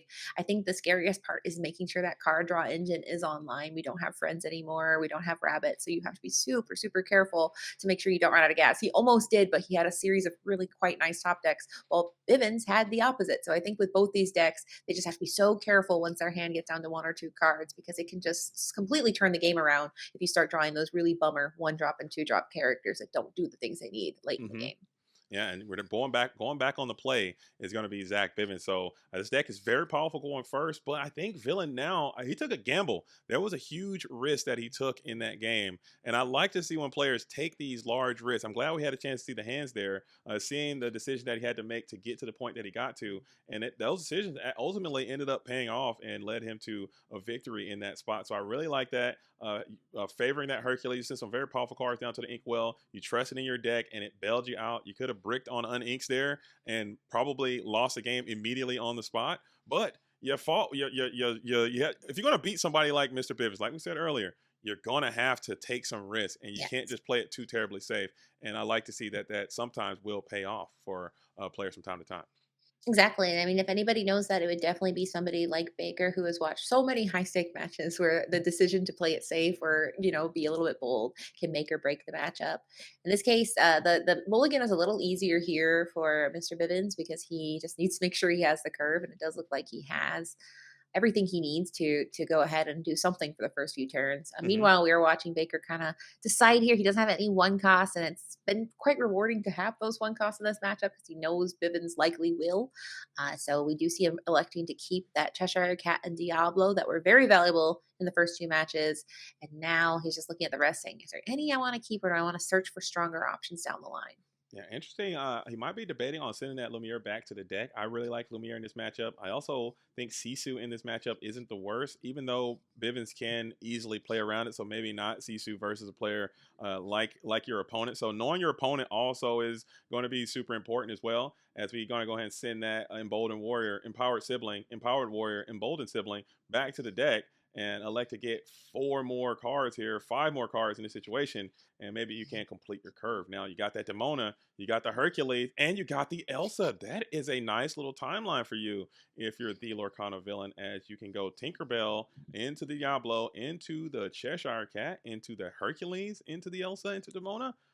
If this works out, you can vibe with that, I think. Yeah, I mean, it's the greatest hits kind of situation where he's like, "Hey, these are the greatest hits in my deck. I want to show you how cool it is. Maybe we'll get a headless horseman if we have time." But I think it's also interesting. I was thinking about how much card draw has been kind of the make or break in this matchup. And that last game, Villain inked 2 Dumbos in the library, and so it must have been very scary being like, "Listen, I need card draw." But like you said, it was very bold. He's like, "Don't worry, I trust my deck, and it's all going to work out." And now we get to see, I think, both decks fire on all cylinders because both these hands are very promising as far as the things they'll be able to do. Doing what you designed them to do, just trying to set that curve. You would love to go with, you saw how effective the Hercules into Elsa play was, and then if you can keep the Elsa around, and then you go Demona. But looking over at Mr. Bivens' side, your curve is looking a little raggedy, to say the least. You're missing your 2 costs, and you're missing your 3 costs. So you got to kind of hope your deck can bail you out, because this is not looking. Oh, you have a 3 cost there, the Cheshire Cat. I didn't quite see him, so just no 2 costs. But you have this rugged Palace Guard, and Hook look like he can get active on turn number 2 if you need him to.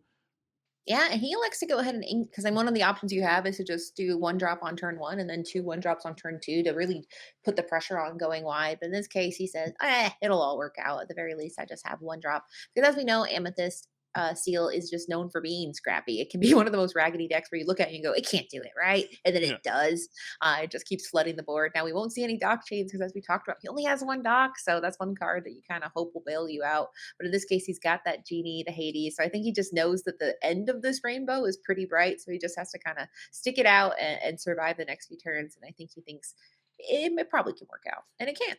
That's going to be an interesting decision. I would love to hear Zach Bivens' reasoning on that. The one of Doc in the deck.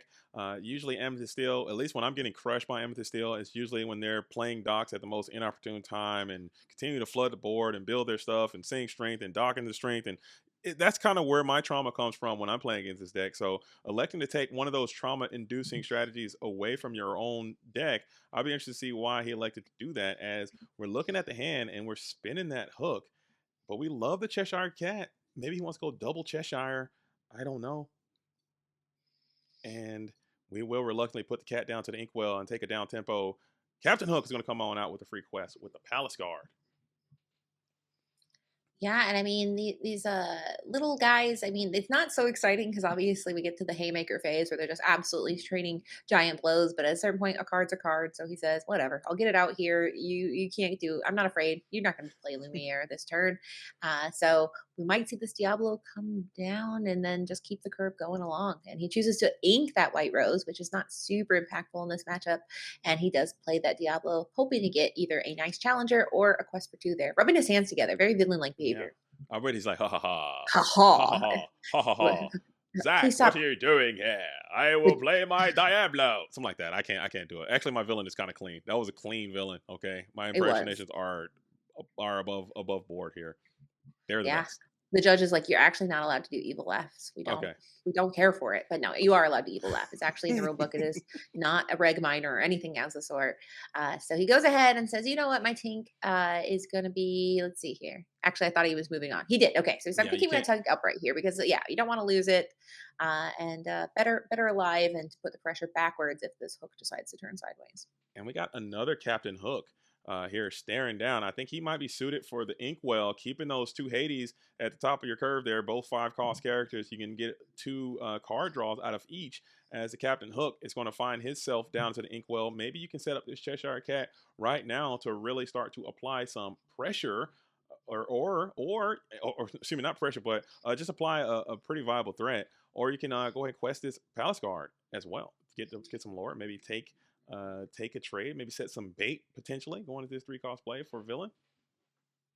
Yeah. I mean, It's definitely interesting because watching them kind of hesitate touching these cards and then like exert them, unexert them, and it's kind of yeah saying, "All right, would you? I don't think you would. Would you exert both your characters to take out just one simple palace guard? You wouldn't, would you?" So in this case, he says, "I'll get one more quest and get up to two."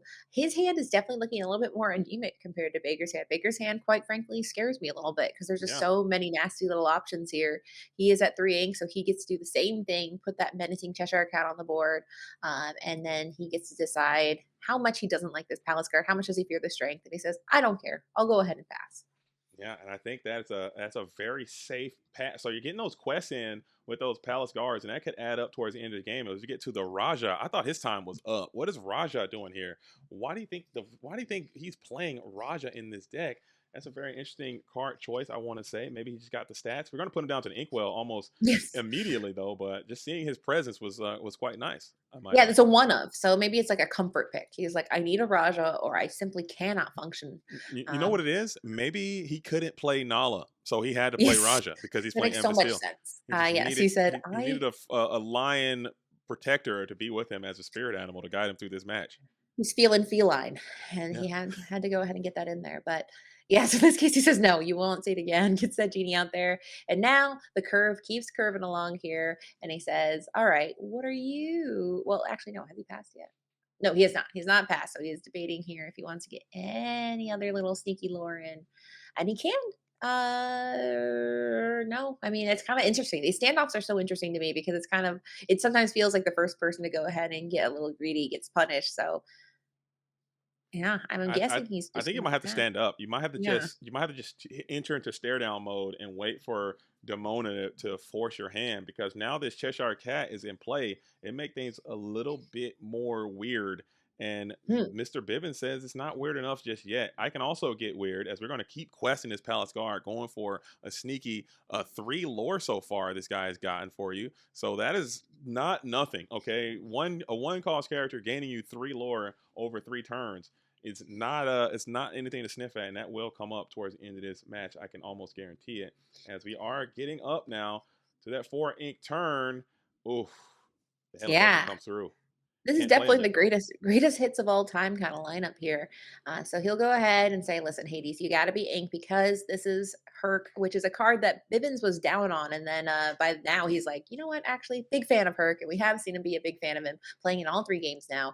And so now we have Herc online, and we probably have to stand up one more turn here, which can be scary because we do know that Elsa can rush in and kind of mess with the Herc math a little bit as far as what his plans long term could be for the hero."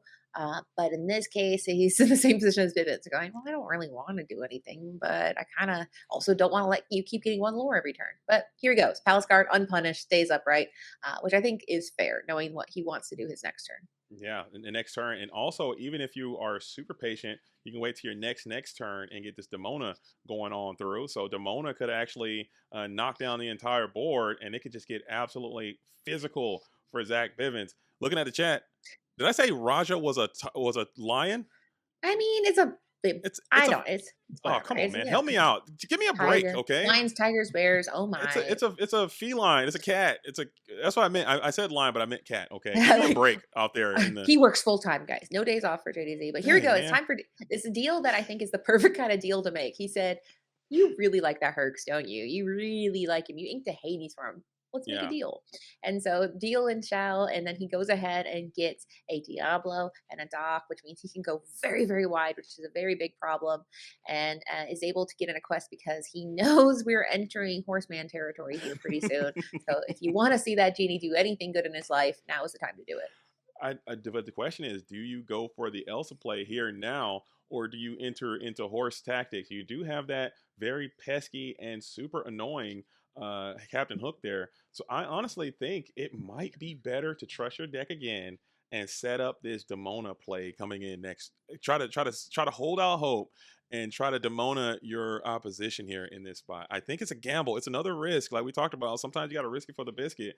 A lot can go wrong if you are to take that approach, especially with the Hades and the Doc coming back to haunt you. But if you go Hail's Horseman here next turn, and maybe you can engage with the Palace Guard right now, and then next turn you go for a Demona play, and then that could just really unlock a lot of your deck and just get some serious pluses coming in that next turn with the Hail's Horseman up if he can survive.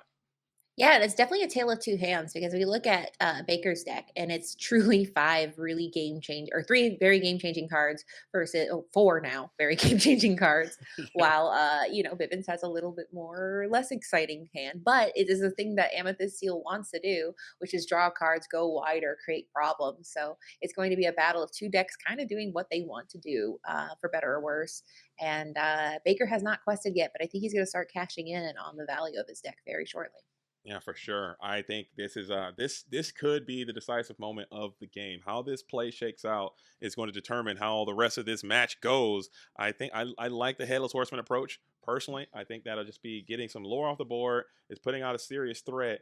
We're going to that 5 ink turn. You have two decisions: is it Elsa or is it headless horseman? Both have extreme merits. It looks like we're gearing up for the headless horseman. And then you can just know that you have the guaranteed ink to Elsa the Demona next turn, and then you can get really, really loose. Granted, you might go behind in this lore race, and the villain agrees, and we're going to send the horseman in to zap the genie.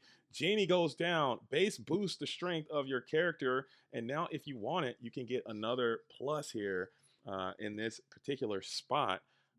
Maybe somebody that can clap back. Is it the? But if you do go for it, you could potentially lose whatever character you have on the response with the Hades 3/4. Cheshire Cat has 3/4 as well. Man, what a crazy game. It is. I mean, it's very, very exciting because you definitely see a tale of patience versus trying to get as much value before you don't have the chance to do it again. And I'm very excited because I mean, I feel like this is kind of a dream hand for Baker. I don't know 100%, but I mean, it really is showcasing all the new bells and features on the new 2025 model of this deck. Uh, and it's interesting. It's constantly making your opponent do the math of, is it worth it? Can I go ahead and retain what I want to and what I need to stay in this game. And knowing that neither deck has access to a board wipe, I mean, things are definitely looking very, very good for Baker and his very beefy board. Yeah, we'll just yeah, I concur, and this is kind of leaning a lot Baker on this situation. We'll just go Tinkerbell into the Palace Guard to finally get that lore off the board, and also reduce the character strength, the character count for a potential Strength of Raging Fire. You do have a lot of singers set up. This Hades can go for another deal, but now you know you're going into this 6 ink turn, and Demona is going to just be an absolute backbreaker for you in this situation. You're going to gain 3 cards for Baker as well, depending on what is drawn off the top of the deck. Actually, you're going to gain 2 cards. You're going to have to ink something and then play something and only draw 2. But still, I think you can probably clear this entire board next turn. Yeah. So, I mean, the tricky part is, though, of all the boards in the world, the one that feels the worst to clear is an Amethyst Steel deck because you clear it, you're like, haha, I've done it. And they're like, okay, well, I'm just going to play everything I did again. And he's got 5 ink, Yeah. possibly going up to 6 this turn. He's kind of lining it up, saying, all right, he's going to do what I think he's going to do. I'm fine, maybe.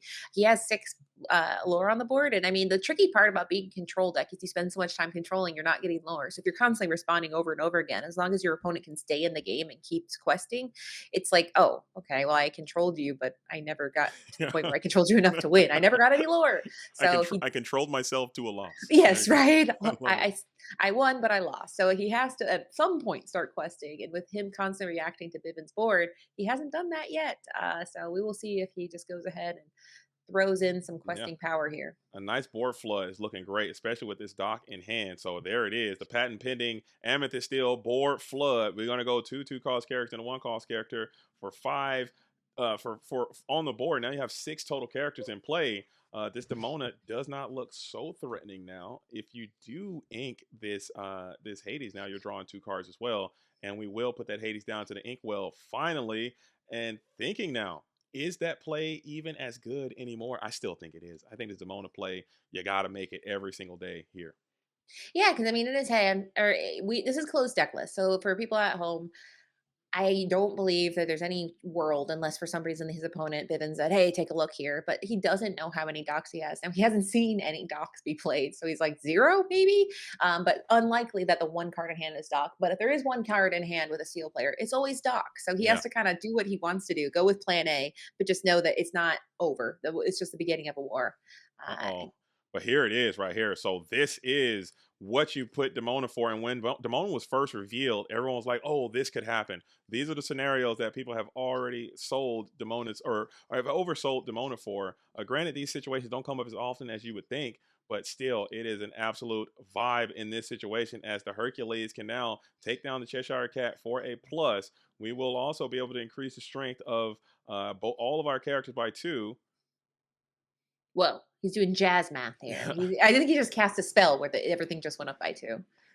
That's it. A little of this, a little of that. And do you have any more favorable trades? So it looks like we are gonna. Oh, forgot we got to draw with that Demona as well. Yes, Uh, because both players must go ahead and draw until they have the 3 cards in hand. So he goes, "Thank you, Judge." And Ellie, she never blinks. It's crazy. We get her vising. We shoot it at her eyes as she judges. But there we go. And those are 2 great cards, by the way. Library, very inkable. And maybe he could put in just as like a fun little bonus. But Genie and Elsa are fantastic in this matchup. mhm. So yeah, the evasives as we saw are worth their weight in gold because Zach has not been having a ton of evasive presence on the board. Although Lexington could change that a little bit as far as his ability to respond with alert. But here we go. The challenging battle continues. Calhoun, who can get that 2 lore if she challenges, is wiped off. And we have the ability to start moving damage if this Cheshire Cat survives to the next turn. Right. So I guess you could try to really prioritize everyone who can engage with the Cheshire Cat. It looks like the Headless Horseman will favor the Diablo to get him off the board. And now the other Diablo, the Ruby Diablo, I forget his name. Diablo, the The Scarlet Diablo, I always call him, or Diablo the Witched Watchful Raven. Watchful Raven. I can't read. This thing is quite small. I thought it said the Wishful Raven. I'm like, He's what? wishful. Diablo makes a wish, and his wish is for damage and panic. But yeah, he's able to do. He can do it all, right? He quests for 2 and goes ahead and swings in for 3 damage. So honestly, all the Diablos are problems. We'll just say that That was a phenomenal turn for Baker, and that's it exactly was. what you wanted. You kind of held that hand and you kind of built that curve through your altar phase, and you had to ride that thing all the way to that 6th, 8th turn, and you had to think about this a few turns in advance to set up this very thing happening, and it worked out quite nicely. And now it's going to be on Mr. Bivens to try to rebuttal here, and it's going to be very difficult to rebuttal back after this. But notably, like you said, Katie, he has not included any new lore opportunities to the board. He has not quested yet, so you still have that 6. You can kind of still maybe just go into the aggro mode and just try to race out. But with this Hercules up, I'm fairly confident that you have to just clear this Hercules now in this spot. Yeah, I Just mean, get him it's off the very, board. very notable that both Headless Horseman and Hercules are not the most sturdy of young men here.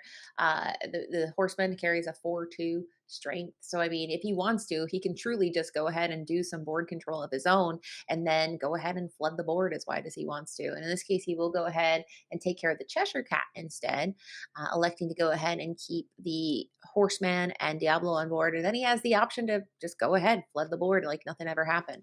Yeah, keeping that. I wonder if it'll be a nice benefit to get after that Hades to kind of keep that Cheshire Cat around because you had really no way to fight back after that because you knew the Heron was going to have to get after the Hercules for sure, but you left the Hades there. So very interesting decision here as that was a pretty good clapback, leaving 3 characters on the board. You now have the Hades and you have this very powerful Mayor Wind Dancer who has returned to the board.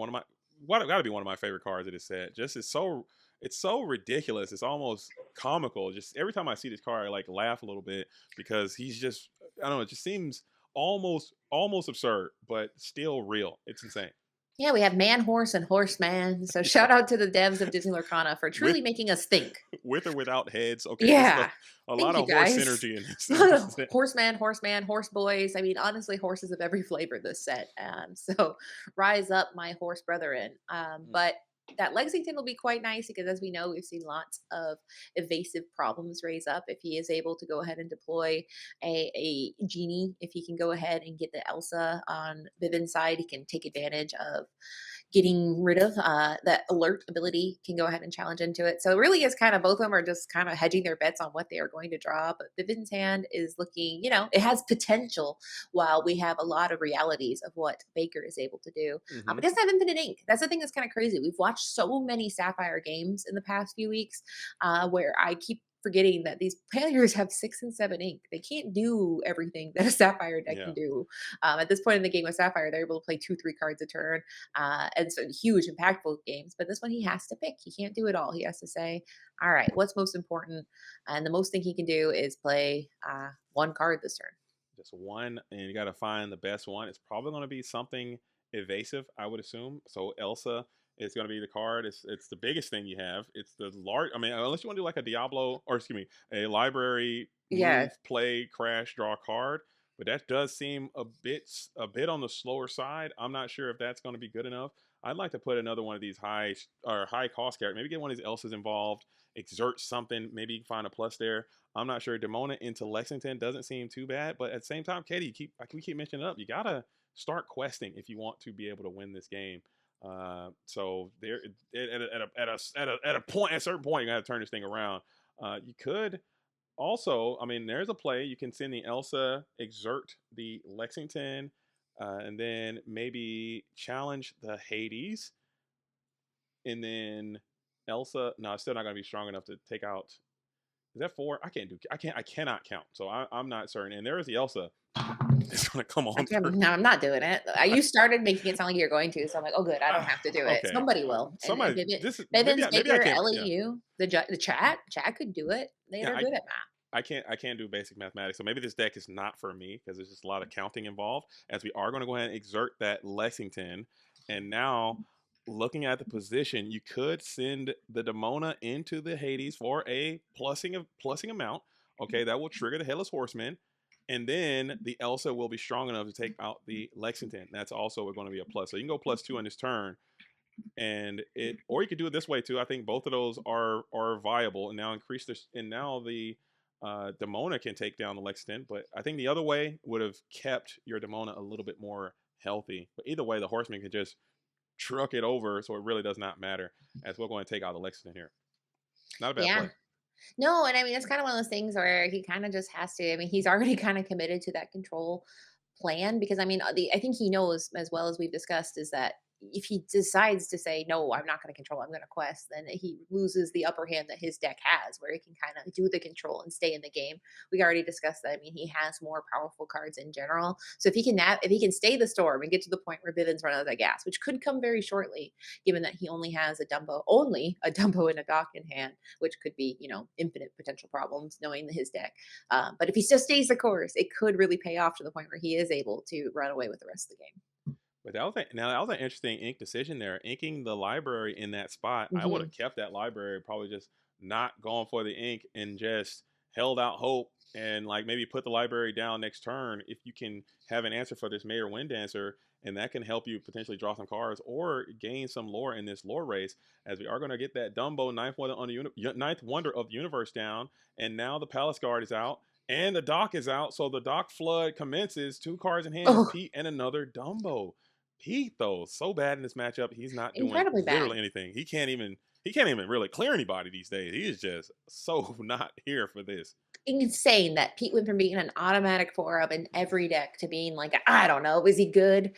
In this case, he's very inkable and he is a body, which is kind of good in this matchup because he does go ahead and attack for 3. But if that's his greatest abilities, he can challenge for 3. Very interesting, to say the least. But now we have a compromised immune system board here on Baker's side. Everybody has a little bit of vulnerability, but not a lot of challengers available. We only have one Mayor Wind Dancer who can do quite the challenge, but only once and only to the non-evasive friends on the board. Right. Maybe you go after the Headless Horseman. Because every Mayor Wind Dancer typically is going to require 2 cards in exchange. When he is doing his thing, he's going to clear something, and something else is going to eventually take him down. So more often than not, it's going to be a 2 card swing with him. So I probably just take out the Headless Horseman or something. Maybe even get after the Demona, maybe, and it will be that Headless Horseman who has just been super annoying for Mr. Bivens. I can only imagine he's been there really increasing strength and just doing the most. Just being so extra. And shout out to the fact that like Oh, every s- oh, oh, sorry. I got scared. I got scared. That was scary. There was the O here, but yeah, he did go ahead and did the most he could, which was just the headless horseman. And now it's a the, response time. But man, he has all the good cards over there. the Cheshire Cat has landed, and you still can't, even if you go Cheshire Cat Fling 2, you still will not be able to cleanly remove this Headless Horseman unless you wait until your next turn, but that just seems quite slow as well. You like to get as Yeah. many characters off the board, or at least start questing yourself. You could also go for this evasive option and put, excuse me, oh my goodness, put down this genie, and then you at least have some hits onto this Dumbo Ninth Wonder of the Universe going in your follow-on turn. So decisions, every single turn. It seems like the decisions get a bit more critical as we continue to go along, and I'm here for it. I would have scooped a long time ago. Yeah, and I mean, no days off for casters. We do have color in the chat saying cat is good, and cat is good because, as we mentioned, I mean that cat, if you Cheshire Cat, if you play it, you do have that boost. But the only downside of the boost is it's just once per turn. You want it to be like base boost into infinity, boost it. He's got 7 ink. Let's go ahead and boost 3 times, but no, you only do it once, which is one of the unfortunate downsides. Mm-hmm. But that 2 damage, like we said, it can do a little bit of heavy lifting here, but it would be wonderful, just truly wonderful to get rid of that Dumbo because that Dumbo is going to have a double Dumbo synergy if he does not go ahead and get knocked off this board. So Elsa versus Cheshire Cat is an interesting play here. I like it. Coming in from the chat, Oh, we it's the have opposite. we have Spessy in the building. Shout out to Spessy, who's going to be competing probably on Monday. Says it's pronounced Cheshire, not What did I say? Cheshire. What do I say? Am I saying it What? wrong? Cheshire? Cheshire. I am from Not- Cheshire. Cheshire. Wait, he wrote the Che- same thing. He wrote the same thing. He's I think that's a gaslighting us joke. Americans. Yeah, he's trolling, and I love it. Cheshire. Cheshire. Cheshire. Cheshire. I just say the old sea cat. Oh, You know sea cat. oh, sea sea dog. catty. Sea cat. Oh, sea dog. Sea dog the cat. Sea cat. Wait, we said it right for a Meow. second. Cheshire. Cheshire. Cheshire. Cheshire. So no H. I think he's saying there's just no H. There's just Cheshire. It's Cheshire. Cheshire. Cheshire.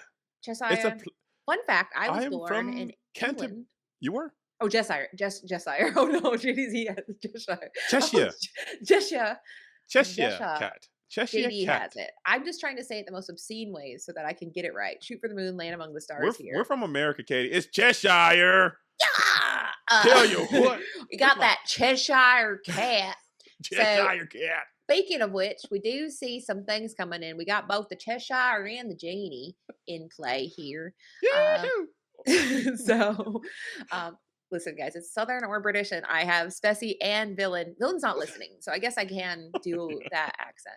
But I'm so sorry. I am so sorry, everyone. But here we go. We're going, moving, grooving, dancing, and driving here, and being able to get, like we said, that pressure that he's put this entire game. Not pressure from questing, but pressure from that control.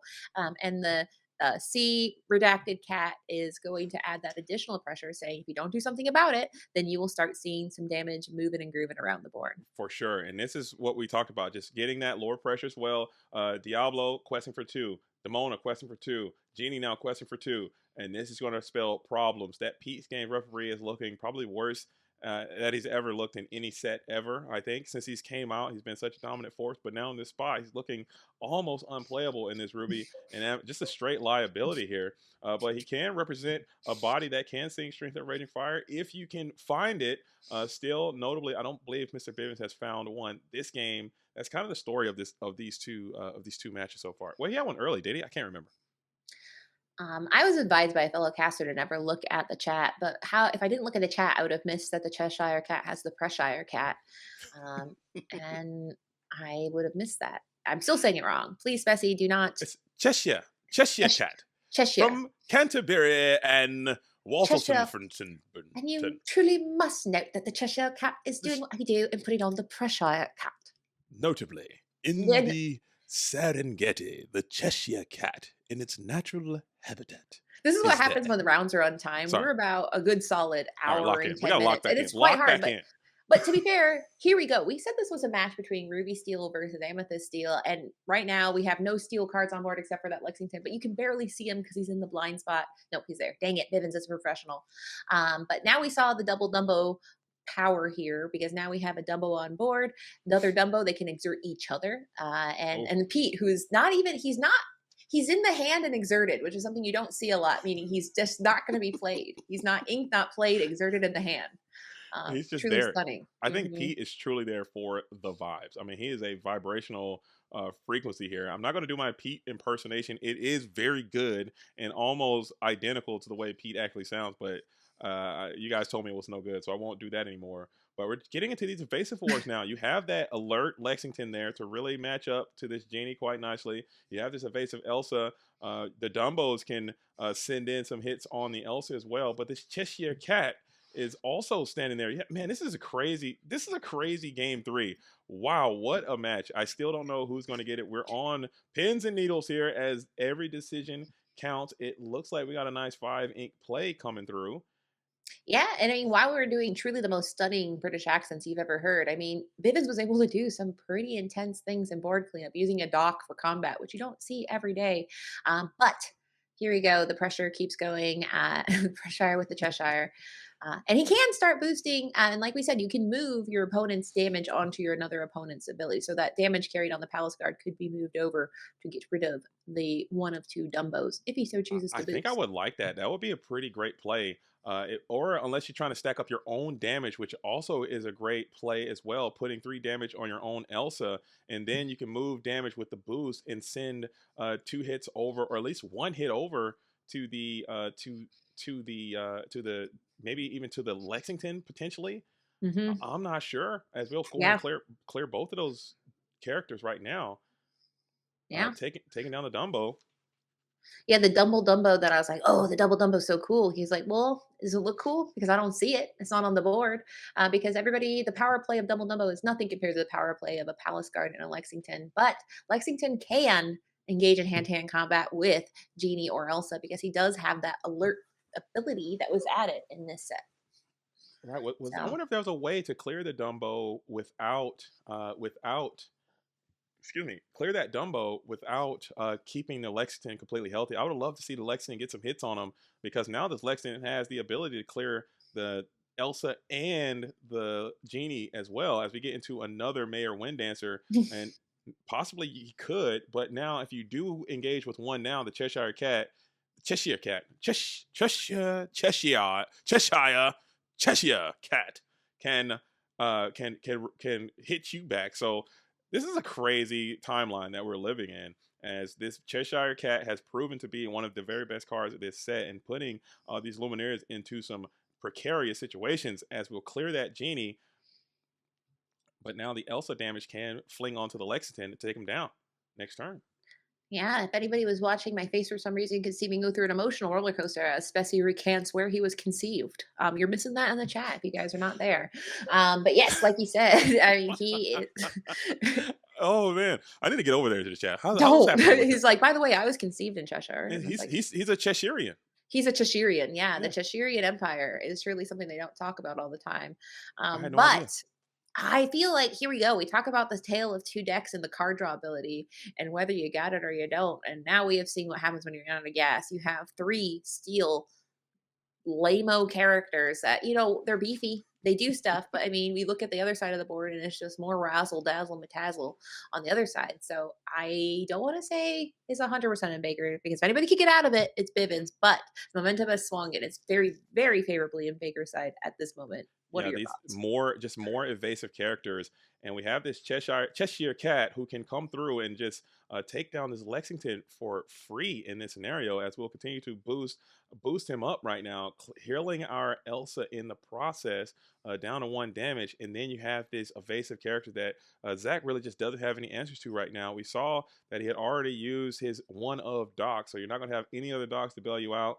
Even a strength of raging fire off the top just looks abysmal in this situation with that heavy willpower available. You have 4 to get through on 2 evasive characters with a Cheshire Cat in reserve to able to just heal your characters each turn. This is looking phenomenal for Baker, who gets and now you get the Cobra off the top. Super Yeah, slow, rubbing hands Cobra. Thoughts?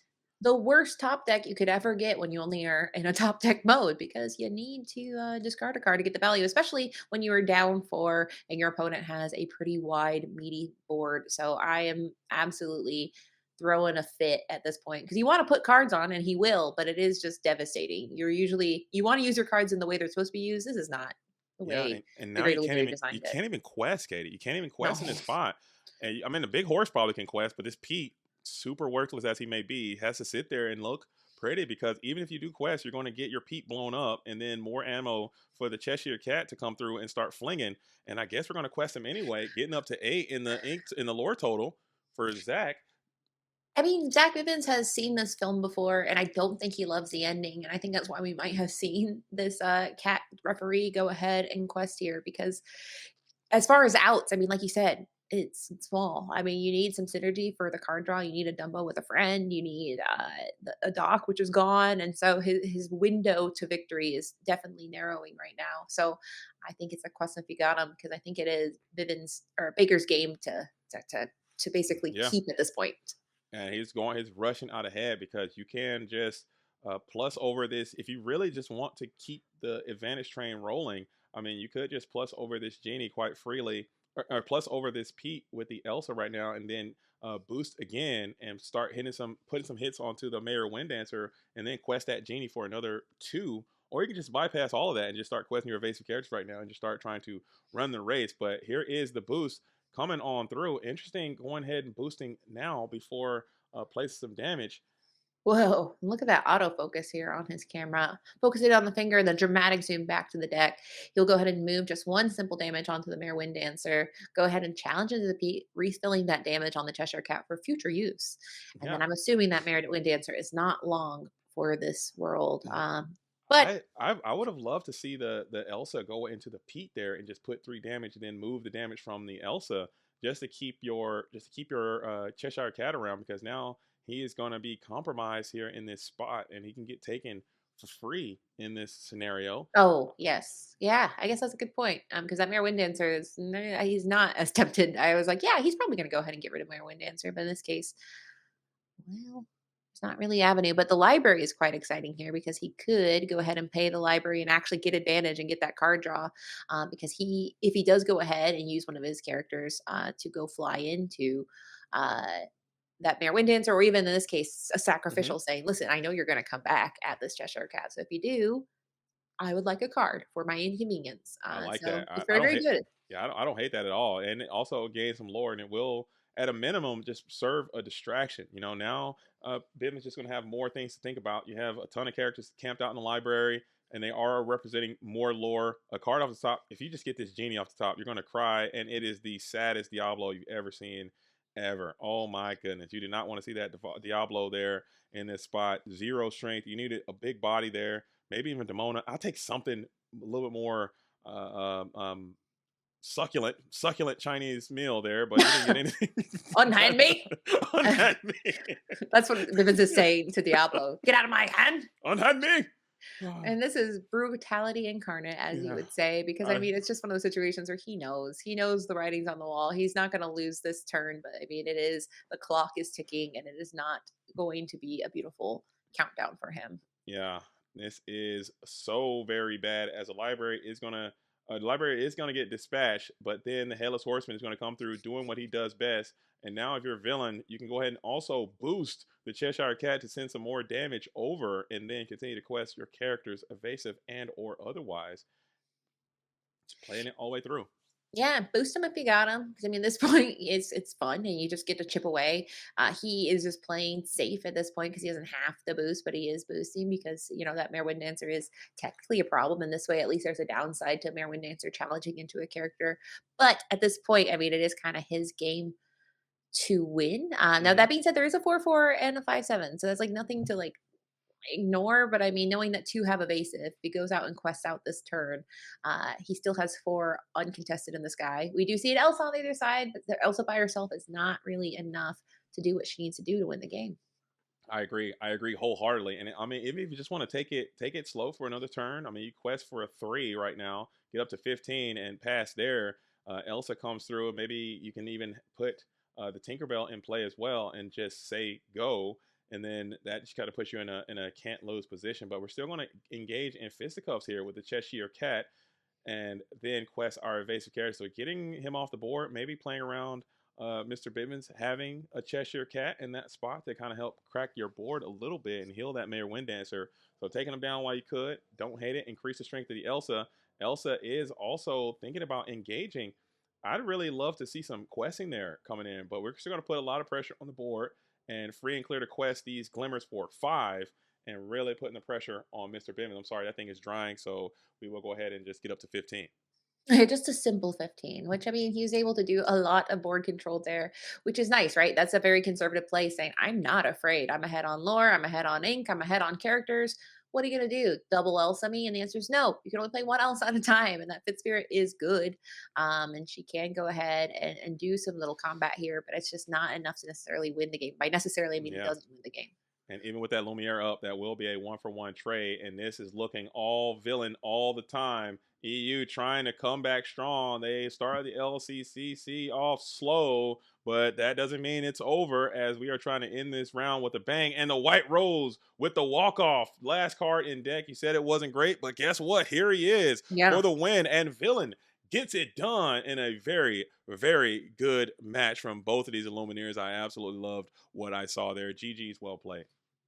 Yeah, and that was stunning because I mean, it was two players playing the deck they love, and I mean, it's hard not to root for Baker because he is a community hero, and it's hard not to root for Bivens. So it's one of those things. No matter what, someone's going to feel a little Hmm. sad and a little happy. But I mean, it is exciting to see Ruby Amethyst up here because I know around the world it's like the scene of at the end of Return of the Jedi where everybody's dancing and they're like Ruby Seth or Ruby Amethyst. It's a deck. It's a deck. So I'm excited to get to these players. I might have to drop and leave you to interview them by yourself. Would you be sad if I did that? I won't. I mean, I thank you Okay, so I much, mean, Katie, it's sad, but yeah. I will be sad, but I do appreciate you dropping by. I think this match did go a bit longer. I know you had some stuff to do, but thank you so much for dropping by. If you do cut out here, I will go ahead and get into the Discord and knock out those interviews, and I will Perfect. thank you for that. Thank you. Well, I have a great time with the interviews. All right. Thank you. Thank you. Thank you. All right. So that was Katie from the Lore Keepers Inn, who gave some of her time to be here. And I really do appreciate her for that. But I'm going to hop on into the interview and get to know these Illumineers a little bit more. And here we are in the Discord. Let me make sure I'm muted here. And I am muted. Villain has joined us right now. We are waiting for Mr. Bivens. And while he's coming in, Villain, can you hear me? Can hear you, sir. Let's go, man. Let's go. Let's go. First, I got to say, congratulations for coming out there and getting it done. In my preamble, I said that you were the underdog, but I also said that you've been absolutely putting in the work. You're not going to show up and just roll over. You're going to put on a very good match. You're going to play well, and you did that. You came out and represented yourself very well, and you kind of put another win in the win column for the EU team. But, Villain, while I got you here, brother, can you please just tell me about this Ruby Amethyst deck? Why did you play it? Okay, and how happy are you that this color combination might be back? Oh, bro, what a mix of emotions I'm feeling right now. I'm just trying to turn on my as you requested, JD. I'm trying Okay, to get my camera on for you. please take your time. No Um, no rush. People so can wait because I would love to see your beautiful face while we're doing this, if that is at all possible. yeah, I think we can make that happen. Give me just a few seconds. Turn it on camera. It's not my normal camera, so it might be slightly lower quality than you're used to. But yeah, you should Word. be able to see me now at Oh, and least. I see Mr. Bivens as well. So everyone at home, if you guys just give me just a brief moment while we set this up, we're going to do this the right way. We're going to get these beautiful faces in here of our players. And while you're just rolling in as well, Mr. Bivens, I want to thank you as well for your time and your grind to the LCCC. As you know, it is a very important, vital part of our game. And it has a lot of fans all over the Lorcana community that come out and participate with the LCCC. Unfortunately, Katie had to take a quick break, so she's not going to be here to join us for the interview. But it's going to be us out here holding it down. So, gentlemen, and I was just kicking over to Baker. So, if you collected yourself and you just kind of want to talk about, I want to talk about your strategy before we get into the match breakdown and some of the decision points and all those finer points of the game. If you just kind of talk about your deck choice, and some of your tech choices for the people at home that may be watching. Yeah, so yeah, Ruby Amethyst, we've been struggling as of late, but there were a couple of reasons to run your red cards with your purple cards, which were mostly Lumiere, and in last set, Sisu Daring Visitor was like a lot more playable because there were a lot more Tianas around, but that was kind of it. It was the only really real reason to play your Ruby cards. Whereas now we have gained a couple of like fantastic tools in Diablo. Everyone remembers Mr. Smee. We know that was one of the best cards in the game. Obviously, there's some differences between the two, but a turn 2 drop that's questing for 2 and is like trading, like well statted, is pretty huge for us. So that like it's allowed Ruby Amethyst to change thing is, RuAm you can build in a few ways, right? Because like at the beginning of Whispers in the World testing, I was running like 4 dragons because again, you just expect to see a lot of Sapphire decks, right? And in against Sapphire decks, like it's nice to have the dragons. They're often online, and you need them for the attrition war.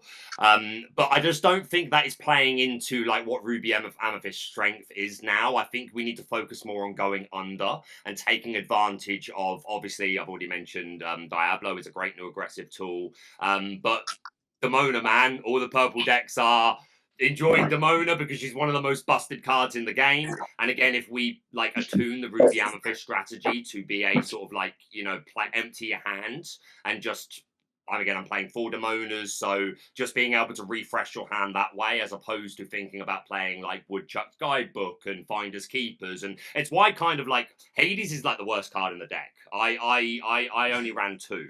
I was super high on Hades, as I think a lot of people are, and I still think he's a good card. But he is kind of the worst card in the deck, just because he contradicts the strategy of how you should be playing the deck, which is you're a Demona deck. That's the way you should be thinking of Ruby Amethyst.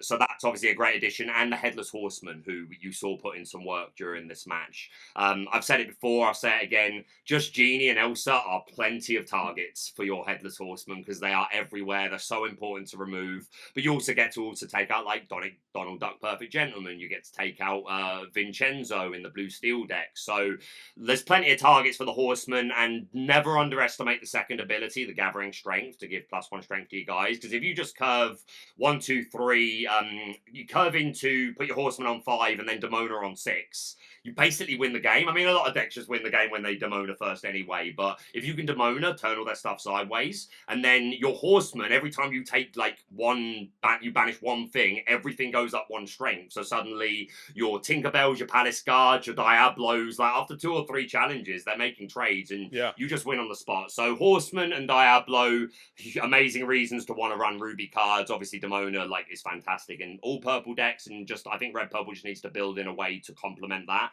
The spice is obviously Hercules. I'm sorry, red purple players, it's the worst kept secret. It's out. We're playing Hercules. I'll tell you what though, it's Resentfully. I said this to Zach at the beginning. It's the worst card in the deck, and I think Hades is the worst card in the deck. But like, I don't really like the card. The thing is, what's funny is in the past against Purple Steel, we got to lose on turn 4 because they would just sing Strength with their free drop. Whether they were on the play or the draw, they would sing Strength on their turn 4 and get your free drop, or they would do it on the play and get your 4 drop. Whereas now, because we have Hercules that can't be Strengthed or Thunderbolted, we instead get to lose on turn 5 when they play Elsa and they trade their 1 drop into the Hercules, which is going to happen a lot. But it is, in my testing, I just like, again, and I want to give a couple of shout outs and thank yous and make sure I don't forget that. Shout out to SLTC, shout out to Tiago and Bivens, like before LCCC, we were talking about Ruby Amethyst and the state of it and things like that. A big shout out to Fumbles, who's done a lot of work with me perfecting it. But yeah, like I'm really happy with the deck. The Hercules seems super necessary just to stop because you just lose the strength and then the game's over. Whereas I think you saw there, it put in a lot of work. I'm glad we were able to kind of showcase the Hercules. I'm only playing 2. I was so tempted to play 3 because I'm like, I'm putting this bad card in my deck and I'm not going to see it in the matchup it counts. Thankfully, I did see it. I think that game 2 or 3, it was like the last card on my altar, so that was pretty cool. But overall, I'm loving Ruby Amethyst at the moment. I think it's got a lot of really good matchups. I think you should focus on being on a go-under mid-range deck. I think if you want to run a dragon or 2, then it's fine, but I'd rather play into, like, I'm not running anything that's over a 6 cost, right? Nice. So I'm very happy with the deck. I think we are back. I think results haven't shown that yet, but give it time. And there are a lot of players I respect a lot that are on this. So yeah, just concerning the deck, that's kind of my thoughts. I'm very happy with it. There's a few changes I would probably make going forward. I think I'm low on 2 drops. And one card I was terrified of in this matchup is obviously you never know, but obviously Zach is very well known for being a Purple Steel player. So I was calling that to be the deck, and I was scared of the Tinkerbell. That's what was really scaring me, because I have so few, like, if they were on the play and they play Tinkerbell first, then yeah, sure, I can then go Genie and use a Lumiere or something. But if they just strength your Genie or your Dumbo, then just Tinkerbell sits there forever and just quests. So I was umming and ahhing about if I wanted Vanellope as the 2-drop 3/1 with Evasive, who is also a hero, because it goes with Hercules, and is evasive, so it goes with Dumbo. So that's a consideration, but overall, very happy with the deck. Nice, nice. I like the breakdown. I mean, you should do YouTube videos, man. I mean, you have a very good some very good analysis there, and I think it goes a long way. No, I'm kidding, man. It was really nice to see that deck come together. Amethyst Steel, you're playing against Zach Bivens. In that matchup, there were some decisions that you had to make there. We'll take you back to that game number 2, I believe, or yeah, the game number 2. You really saw that Hercules line. You had that Hercules Elsa line, but you had to ink some very powerful cards to get there, and also had to kind of trust in your deck a little bit. Can you just go back to that decision making process? What were you thinking about? And ultimately, I believe it worked out great for you, trusting in your deck, taking a risk. I mean, sometimes you got to risk it to beat a player like Zach. Can you just talk about that decision making and what your feelings were going into making those kind of risky maneuvers? I'll be honest, like I actually, again, a shout out to SLTC, my testing group I've had the pleasure to be a part of for a long time. Big up, like they've taught me a lot about the game. But for this question specifically, it's actually Bivens and Tiago I credit the most because I've tested with them a lot in the past. And like I was testing with Tiago Purple Steel a couple of weeks ago, and he was like, "Okay, so we're gonna ink whatever we draw off the top, and we're gonna play this. We're gonna play this." I'm like, "What if we don't ink? What if we don't draw ink?" And it's like we don't play that way. We play in a position to win the game. All right, we play to our outs. We maximize like what we need to do to win the game. Otherwise, Okay. you're just sort of stumbling and muttering until your opponent just you've given them too much time and they just win the game. So I've definitely tried to take that mentality on a little bit more of like, yeah, sure, I'm going to draw ink, and I'm playing 14 uninkables, which is higher than I really like. But sure, I'll find the ink. It's going to be fine. And yeah, I think just again, I think this format I've probably at this early on in it I've tested more than any other format just because my plan was that I was going to be going to Wakefield CCQ, which unfortunately it's actually looking like I'm not going to be able to make it, which is a little bit sad, but that's why I'm glad and honoured to be in the LCCC because it gives me a chance to kind of put this testing put to the test. Yeah. So yeah, that being said, like just being aware of the line, like his deck, I had a good idea of what his build was going to look like. I was fearing Bell a couple of times because there's definitely once or twice I played into a Bell, but didn't see it game 1, didn't see it game 2, so kind of assumed it wasn't there. Obviously, he's got the Cheshire Cat, so you kind of don't need it anyway. But yeah, I think I'm just committed to my lines more often than not. Like you are just curving out most of the time. You're going 3-drop. If you're on the play, then probably Sisu, so you can quest first. But on the draw, Cat's the best one. Couple of White Roses in there just to max out the 3-drop slot. Again, that's a Tiago tech. And again, because we are a mid-range deck, we're trying to go under, so sometimes you just need that last couple of lore. But yeah, I always know the line I'm going to take into whether it's Hercules in this matchup. It's always got to be because I'm always going to assume that they're just going to strength the Genie or the Elsa. That's a card you want to play later. Like Elsa when you're getting instant value from it, and I'd rather top into Genies, right? So Hercules is what you want to see. And again, you're a Demona deck. You are like, I think that's helped my mentality a lot, is knowing I want to play Demona on turn 6. How do I mold this hand to make sure Yeah. that's I've got a board so I can take out all of their exerted guys. I want to make sure I've got fewer cards in hand so that she's drawing me cards. And again, because she's going to draw you to 3, and then really you want to empty your hand again so that she readies when you exert her. So I think just being committed to the lines and knowing the choices that I've got to make to kind of combat this deck.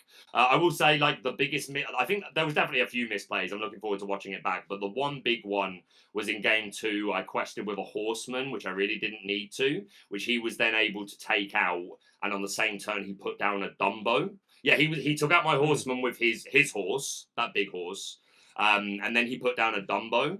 And I'd already also quested with a Diablo and something else. And if I left the Horseman, then I could have just quested with a Diablo, trying to maybe bait him into hitting the Diablo, and then the Horseman is still exerted, and then I could have gone Elsa to come down, exert the Dumbo, finish off his horse with, I think I had like a Cheshire Cat or something, and then I would have boosted the Elsa strength to take out the Dumbo in one turn. I need to go back and watch it properly, but there was definitely a turn where I quested too soon with the Horseman and like didn't let it seek out its full value. For sure. But yeah, man, yeah, the deck feels good, and yeah, Right on, right on, right on. But you had to lock horns with a player that we both have a Yes, tremendous amount of respect for. I have respect for both of you absolutely. guys, but in terms of players and their quality, there's very few that will match wits with our world-topping Zach Bivens, and you're locked in and engaged with him, who's back at it again on his very powerful Amethyst Steel strategy. But Mr. Bivens is not playing it like everyone else. I know the decklists were closed, so you haven't had the opportunity to see them, but they were featured onto the stream, and now you can see what those decklists look like. And you made some very unique choices with the one of you have the one of Doc in there. So can you just talk about Amethyst Steel right now in this meta, and then also your version of Amethyst Steel, and what did you curtail this deck to do for this tournament? Yeah, Amethyst still got a lot of new stuff. It's really, really powerful right now. Could be the best deck. Time will tell. My version specifically, I actually don't even love having even the one dock in the deck. Like that Mm, card fell off so much for me right now. So I cringe when I see these 3 and 4 dock lists still. okay. Because Can I mean, you can you gain. really quick? Can you just Yeah, elaborate on that? Because that's some people sure. want to take shots at. They I can pull are my absolutely I can pull my own shots out here now that we're in the Discord. People are going to take some shots at you for making those bold claims for the bold night. But can you just right. elaborate on that really quick? I mean, it clumps up your hand. You have Hades and Demona and stuff now. Like you don't, it's not really a dock deck anymore. I don't think. Okay. Obviously, it's still a powerful card. Obviously, you can build that way, but it's just not the approach that I chose to go with. Because you're just trying to curve out with huge guys every turn. Okay. So yeah, I don't know. I don't think you really need it so much anymore when you have the Hades and Demona. So yeah, I have one, and that's the most that I would play at the moment. Okay, okay.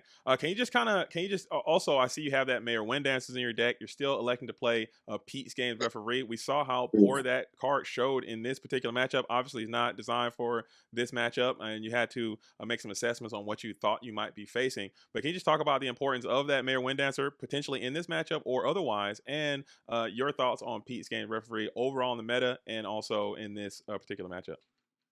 Yeah, so the Mayor Wind Dancer actually don't I don't think is very important at all. Okay. Probably wouldn't even play it going forward. I don't know yet. Yeah, I don't love him. Pete though I would definitely keep some amount of Pete's in the deck. Like blue green is just so powerful and like Yeah. you really need it. It's good into almost all the Sapphire decks. It's won me a ton of games in testing and while it wasn't like great in that matchup, like I mean if it was a white rose instead it wouldn't have changed anything. So Correct. it's not like it was even bad in that matchup. I think that matchup comes down to the exert effects. Like he had the Demonas. Games 2 and 3 came down to the exert effects. I couldn't find any Elsas or Demonas Mm-hmm. when I needed them. Essentially, you need them early. I found the Elsas at the end of Game 3 when the game was already over. So yeah, basically, and in Game 2, going into his turn 6, I think I did everything I possibly could. Like I knew I was about to get blown out by Demona, so I inked the Hades and played out those 3 characters. I set up as much as I could to try to survive the Demona, but there really wasn't much I could do from there. Yeah. And it kind of blew the game out. And then Game 3, yeah, the exert effects too. So, but shout out to Villain, man, he crushed it. He played so well. For sure. Um, I yeah, mean, so have, and I personally, what are your overarching thoughts on this matchup? Because Ruby Amethyst has been down for so long, and Amethyst Steel has been up for so long that a lot of people may look at this in this new meta like, oh, Ruby Amethyst is still a pushover, a joke. It's not a real deck or whatever. I don't think that's true at all. I think Ruby Amethyst is super, super competitive. But what are your thoughts on this matchup now that you've played it? We've seen this matchup in the LCCC last round, and right now Ruby Amethyst is 2-0 versus Amethyst Steel in this tournament so far. So I want to ask you, what do you think this matchup is? Because it seems like both of these decks are trying to do very similar things, yeah. but it seems like the Ruby Amethyst is doing it just a little bit better right now. What are your thoughts on that? I'm not necessarily sure on that. I think a lot can come down to the build of the decks for Mm-hmm. sure. The Hercules helped for sure, but I think a lot of it's going to come down to play draw, unfortunately, and a lot of it's going to come down to who draws the exert effects like Demona and such. And the purple still build matters a lot. I think if Yeah. they're going to be beating the Ruby Amethyst, like I feel like mine's better. Aside, the Mayor Windhorse, I don't think is very good because they can't interact with all their evasive stuff. So I think that could be something different. But overall, it's going to be a close matchup. I think I'd just say like 50-50 right now. Okay. Okay. I like that. Do you agree with that, Villain? Is that what you would say if you had to? Absolutely. Okay. Whoever gets the Demona turn first, like generally, like it feels bad to like put everything we just did down to something so simple. but that's kind of just the reality of Lorcana sometimes. Like there's moments where you can have skill expression. But yeah, by and large, like so before it was who got more genies, who got more Elsas, and now it's that, but on top of you get this just blowout Demona turn. Again, at least Elsa was just one thing, right? But Demona just lets you make all the favorable challenges, and yeah, I think it does come down to that a lot. I do think that the Horseman like helps this matchup out a lot though as well. Just having the easy answers to genies and Elsas, and again, you're going to see them in all the purple decks. But so I think the Horseman is a contributor as well. But largely, yeah, it's a Demona. It's a Demona war. Demona, whoever gets it first. But I've seen some Amethyst Steel players, they're not even electing to add Demona to their deck. So maybe they're just behind the 8 ball, behind the power curve. And if you're watching this, maybe you can step your game up and get your Demona on. So I personally, I love the matchup, man. I thought it was really fun to see both you guys going heads up. I wish I could hear what you guys were saying. It seemed like you guys were having we were having a laugh. We were having a lot of fun. There was a point where, what was it? You thought Horseman was a 4-drop? Yeah, I did. I was staring the horse on his turn 4, but he was kind to point out that it cost 5, not 4. Nice. I'm going to get you like that. And the Hercules was interesting as well, because he was like, okay, just to be clear, if I do this and if I do this, then I was like, hey, you can't be too safe. Absolutely, absolutely. The Palace Guard questing for like 18 turns in a row was always it was fun. That was a lot of fun. Yeah, we had a great time, and yeah, I do want to say just before before we run out of time, JD, basically is it's like such an honor to get to be a player in LCCC this season. Obviously, like it's great to always cast these matches, and that is my passion. But it's such an honor to get to I don't consider myself better than any single person in this tournament, but for me, it is a wonderful opportunity to see if I can hang. And I said that to a couple of people before this match, because Pavel said to me, good luck, mate. I know how much you want to win. And I was like, sure, I like to win. Who doesn't? But I just want to give Bivens a game.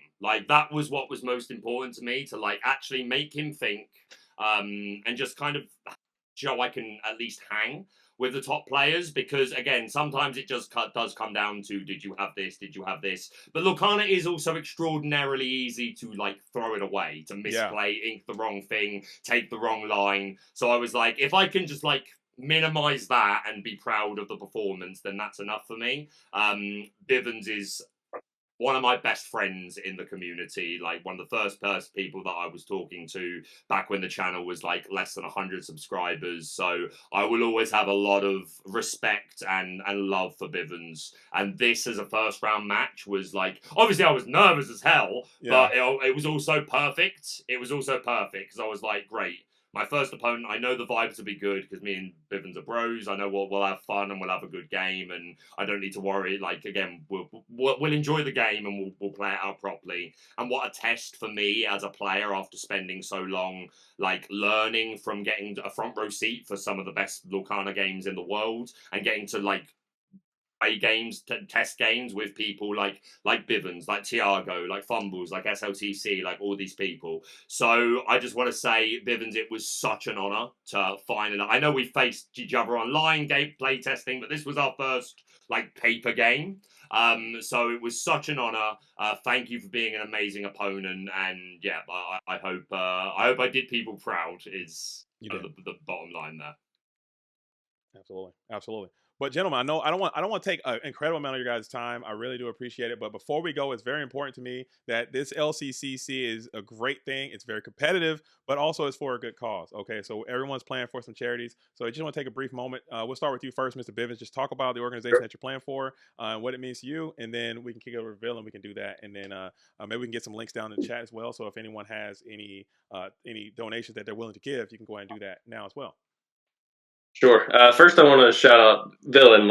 You put so much time and love into the game, and it shows. Yeah, you got to give yourself more credit because you crushed it. Played so well there. It was an honor. Yeah, charity. I chose Save the Children because kids just mean a ton to me.